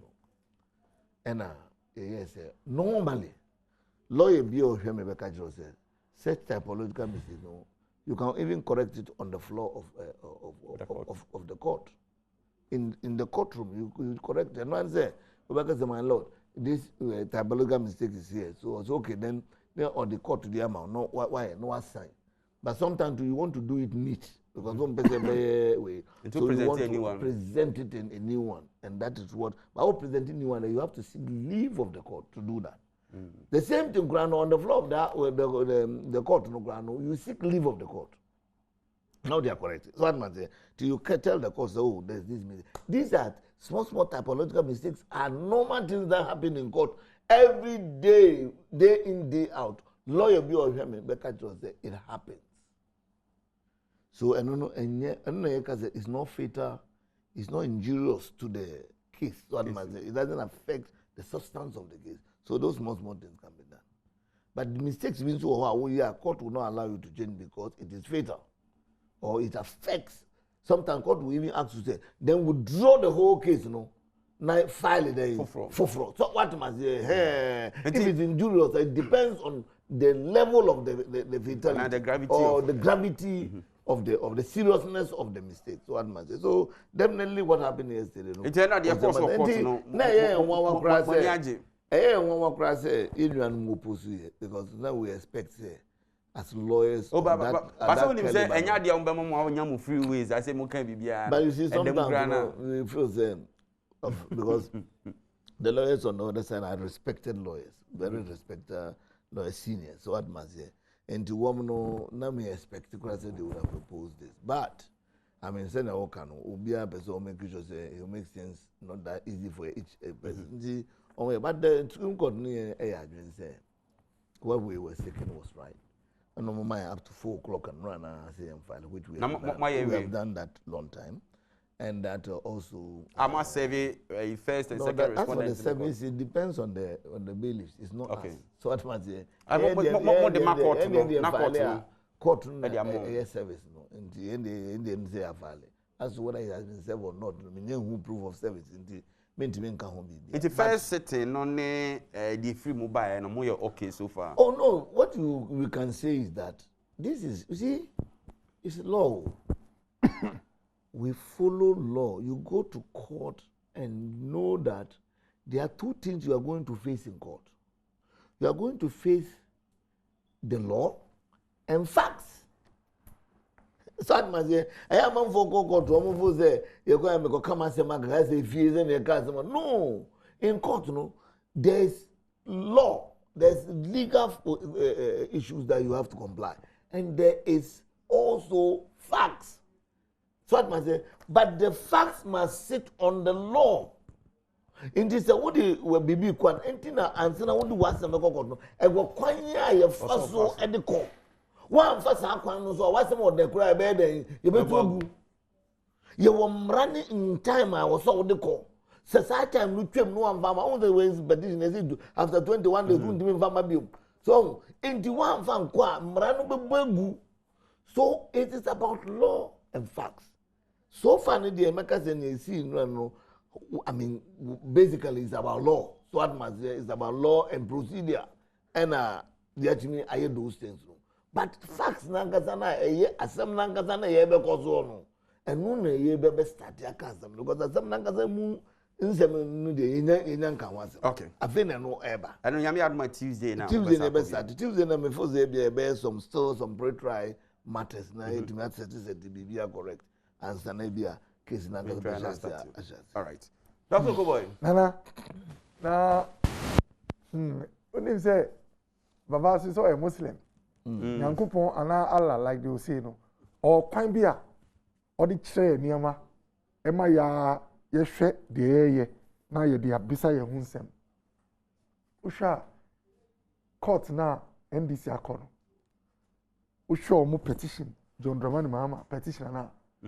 Ohu omu se waka se tio lejokuku ebia abrochi store an Anglican police station pink sheet aye foundation for results na declare for presidential basis no President Mama nya 500 votes now so evidence is 500 now so ye quality wo ye collation center no ye 100 nana tio enye se omu kan se ebia ye kita pink sheet bi afi lejokuku afi no Baba Jama pink sheet.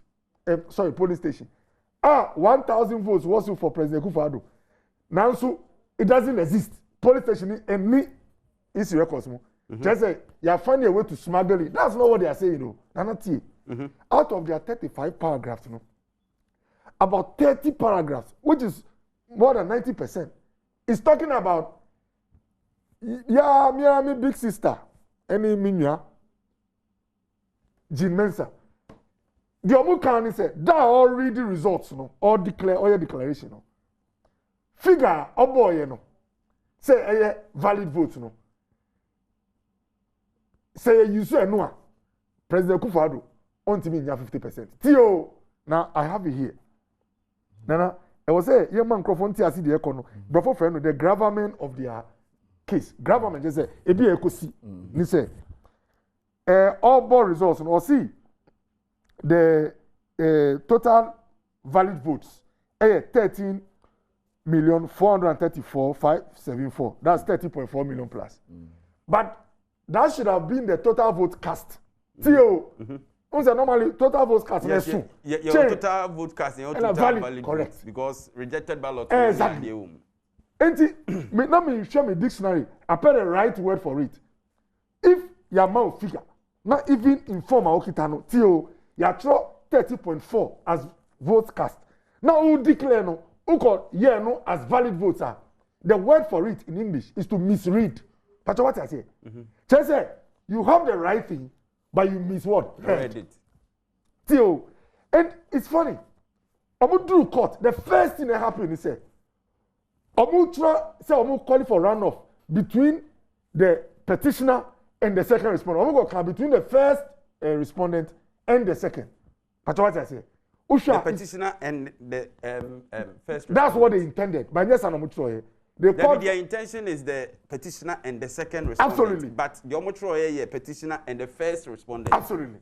So, who say it's obvious on the face. Say what you are seeing is not what they want. Logically. My engineer will say na ye ma minimum penimfo ne omo hwe ne ntia say petitioner ne nipa odi asem ne court. Exactly. And na respondent ne ye nipa ye di asem na akọ atia na wo yi na respondent no first one no first respondent ne ye abato commission and na second respondent no eye omampani na nadanko akufo nti NDC esre court no say omubu nkonta na so mutie die ma meje mensa a oye first respondent na ye abato commission no eka na chese obia enya ho mu nchemu aduonum achi po baako no enti court no nhye say petitioner eye nipa odi asem ne court omampani dada John Dramani Mahama any second respondent nana danko akufo ado ensan enko abato no so biem in runoff eno no mo control say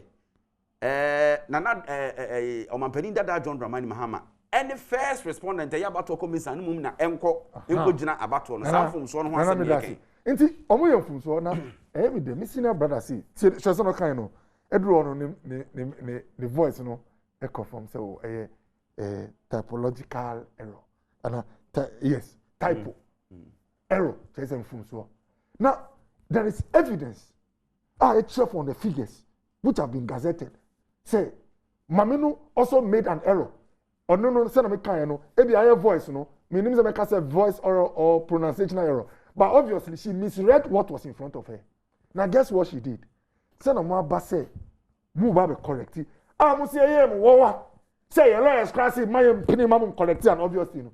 Sana eye wawa say okita figure one misread no akacha say figure ni I interchange valid for cast na me change no ozi ase da ye njira wa me sisa no media me request Supreme Court dey me di kwa ni say sample so na o say no ni somutwe no wa o call all the regional collation centers now are there ojitum say dey dia manana no eni GM no eno anana tie pacho me kaiti ahwefo Abakosembi. Do you remember? And senior is here. Say, President Kufado, or petition 2012, no. When Justice Atukuba, JSC, like our friend, no, our Lord, and my Lord, Baba Jama Lord. Do you remember that all come for each case, each item, send a vote in Ukoyeno? There was one score on my night was not so. The Supreme Court gave a release, I think the next day, to correct the pairing. Senior Mibwa. And what I said? In just like the Mamino letter commission. In the pronouncement. In the pronouncement, exactly. So the Supreme Court of the Republic of Ghana, the place where this case is being heard, in also making a declaration on a matter as sensitive and crucial as election petition. Some of the figures changed. I don't believe ever. Say, I took over Sheran or ye. Or nipa. On the moment, your trauma. The Omadi bar the next day, no man no. But figures no come 4-2, 2-4, 5-4. Maybe I thought 2-4. No, I could come 4-2. It was an error. But the most important thing is, who take you be on now? It's not about substance, you know. You don't go and take the person on an error on one jatum. So where am I so? And then I lead counsel. Akutampa. O say that can say, Masheda, and I'm missing impini. Now, and kind say, Nipa na eden, fun so. Now, him. Now, the immediate ending, which is very simple, he say, Unze, make up presec. And just say presec into my mass and here, but my mass here. Now, calculation beer, and this is a mass in Amudi Baba. Oh, now, and you say, you don't need elective mass and send a wire calculation way. Unze, oh, yeah, percentage. Say base, you know, the denominator, no, as soon as my percentage need to make a drop. Shrink, no, no percentage on an case here. In this, was shedder, and I share your response, second respondent, you know, your case now. You can say, was shedder, you see the total vote cast to divide what President Kufuor got times 100. Oh, yes, sir, what you get drops below 50. Meanwhile, no, they are aware. Say, in calculating percentage, you know, what you use is the valid votes cast. When you some actuarial maths, you say actuarial mathematics and science, you are looking into the future. Just say, yes, more complicated maths. Who calculate? I say Smith pension. Assumptions. Exactly. So who assuming say economy, yes, say inflation, yes, in 30 years. Economics.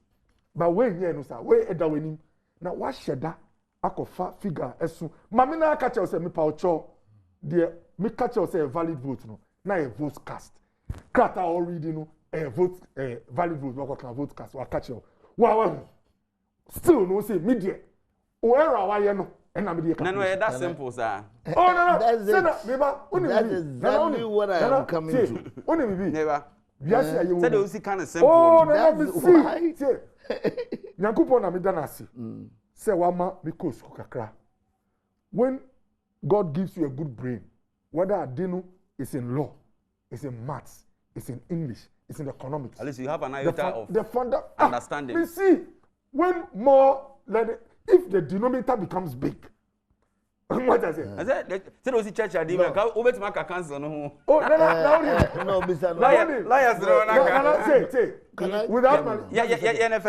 without malice tio and Dr. Kobo Adom TV without malice to what the court will do I'm choosing so I've learned some of this it's like a disclaimer this calculation I've talked about say when you use the total votes cast and then the did drop below 50 but when you use valid votes President Kufuor Benya 51 plus no that is the single measure which this Supreme Court will use to tell you say the argument doesn't hold and it's not that complicated you ever call around but throw so come where can that's the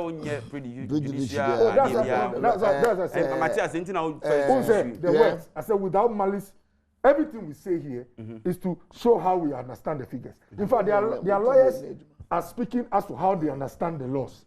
But you should be cautious. Absolutely. Yeah. But because this will feature, this is the heart of their claim. So this will show exactly. Now, your response, more or less, I'm speaking to our response. Okay. We are stating our response in one of the paragraphs. Say they know, they mischievously, we use the term mischievously. And on what you sue, the omonim say no more use. Now the court will help us. All right. Dr. Koboy. Yes, sir. Have you read all the 36 pleadings or so of our petition? Yes, sir. Already in full. Yes, sir. It's actually here. Now, O Kasano say 30 or so is on. As what take you lawyer, you post Chinese is here. Wait a few hours. Oh, because tell me O Kasano.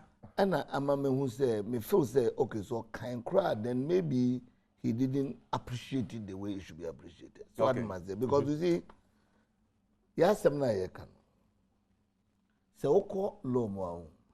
One of the things the electoral commission or declare results or declare publicly with the presence of everybody. So I must say, that is the law. So I must say, if there's a mistake, I was call Obabi declare. To call everybody back and declare it the way the law says she should do it.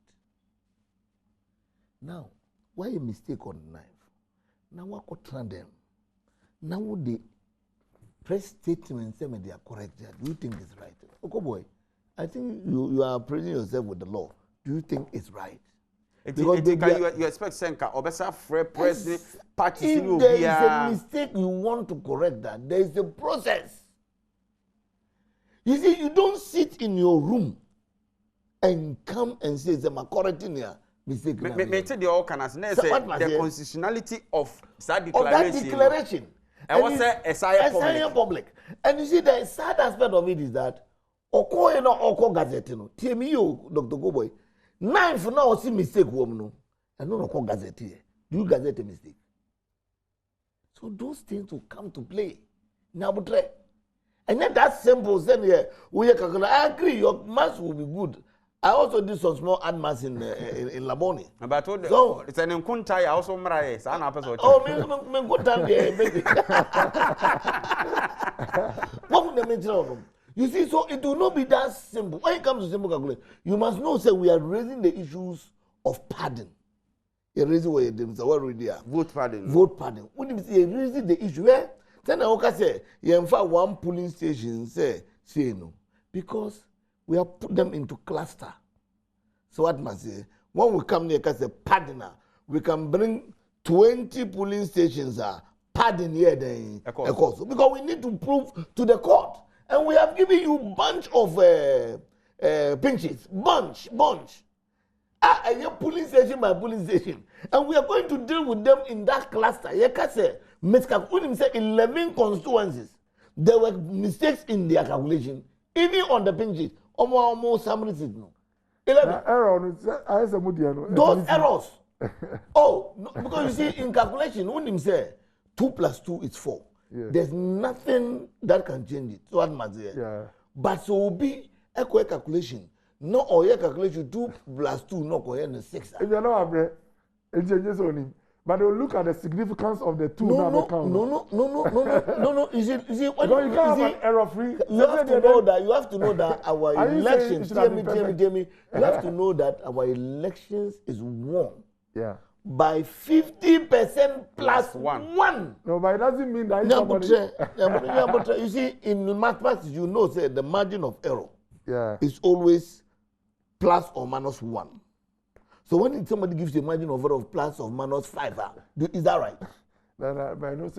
No, is that right? No, but that one now can. No, is that right? I want you to answer my right. Do you want to engage him or who be standing? No, we start the question. The plus or margin of error is always plus or minus 1. It can be plus or minus 1. You see, if it's plus or minus 1, it's better than plus or minus 2. It's better than plus or minus, in that order. I agree. In that order. Oh, yeah, now the next topic. Oh, in that order. After Rollins, Munya 51. Oh, yeah, but also. Percent. What I want me to say, it is, we are not raising only the issue of only the calculation. We are raising the issues of pardon and other issues, and also know if it is accepted by the Supreme Court, those ones also reduces the votes. So let's go into the details. We don't want to go into. Is it Mori lives in a music? Oh, what I want. 5 or so. 5. Yeah, about 5 of them. Any of them accepted can change substantially, surely change the result of the election. So any of them. Preliminary objection. The Mr. Toboas,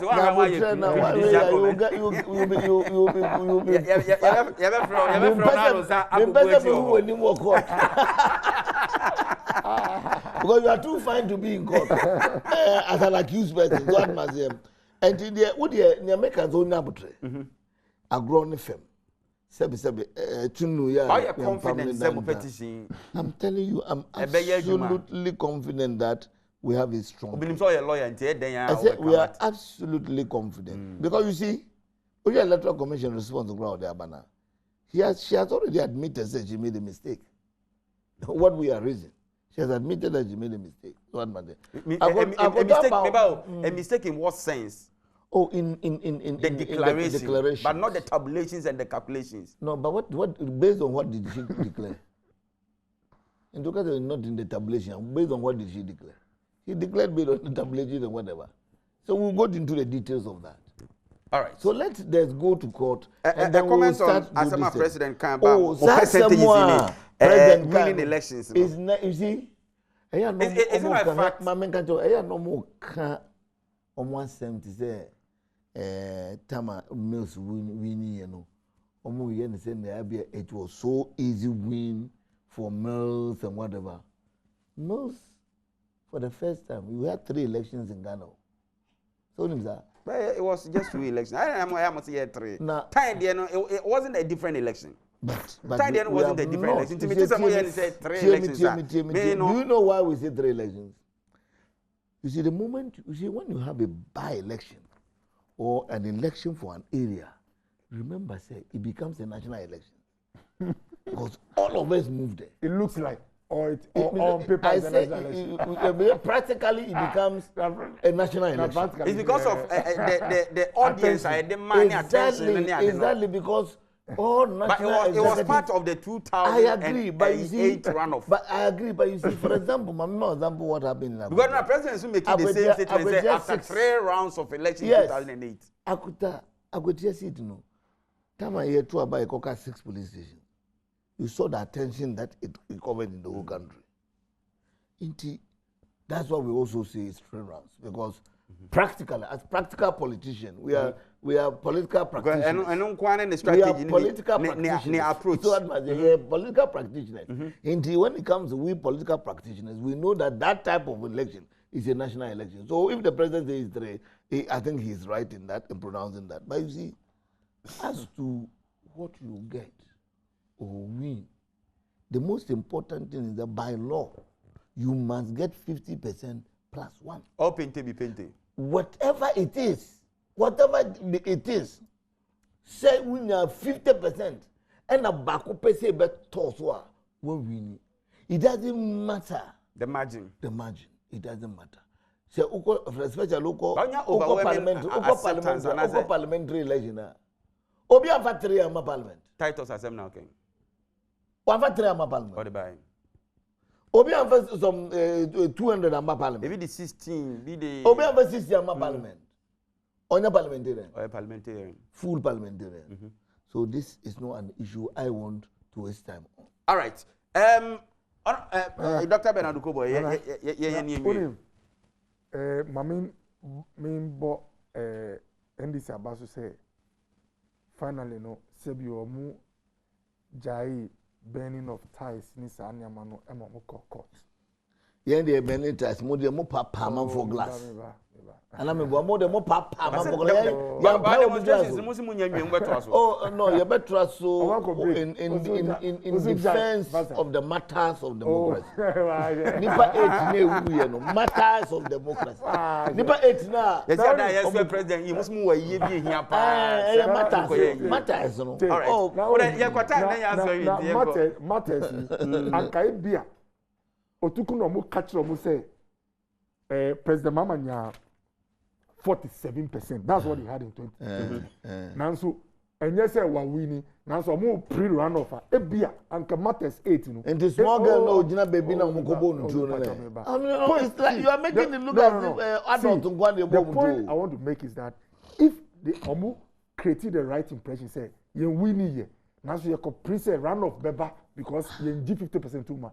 Ebia anka mo ko hwe mo kwa ana ebia obi okoye protest no anka bebo mpa ama JM say nyanko bebo one court ama wanya second term. So the point I'm making is that yesterday no we were all urging them to go to court. Ko odu court pe oni ye ni obi bia no ema ebe fa mraso na why calm.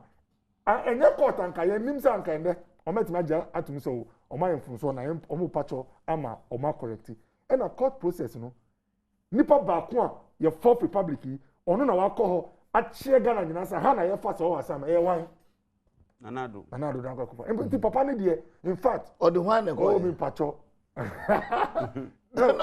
obi na wi ne na o de na ko nipa e de ne ko se na ko because what and it was the first time it was tested who tested lobby for the first time kwa be fa so e ma ye nyina sua de aso man enne be guide JM the request or the point I want to make is that your bow did the cast and power eboa na court nso enya betty kese e na edi edwuma obi ampra e court ye benya results moja enhwe enti ye danyako party na onim point kakra me ni say President Akufo-Addo ma ye nyina dream bag this one we are not looking at nana show 2000 President Mills enya 44% of the votes compared to President Kufuor obey president 2004 President Mills nya 47% of the electorate 2008 we only 50.3 point at President Kufuor and say look at the figures JM nya 50.7 2012 2016 only 44%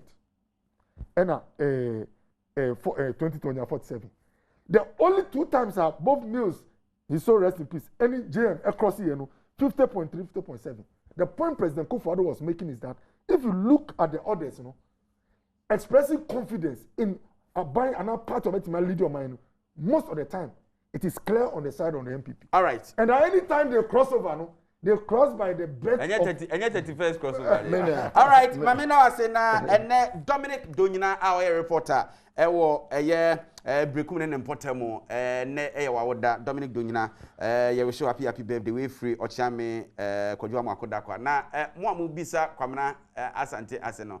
O ma hene emergency nye bibi hunhu bia nti nyame adoma mande obeba baba jama mama na wase yebre na so na me de be twa to an se obia hwe no hu ye ni na no kasa ne anche obi a contempt all right we never say war court Monday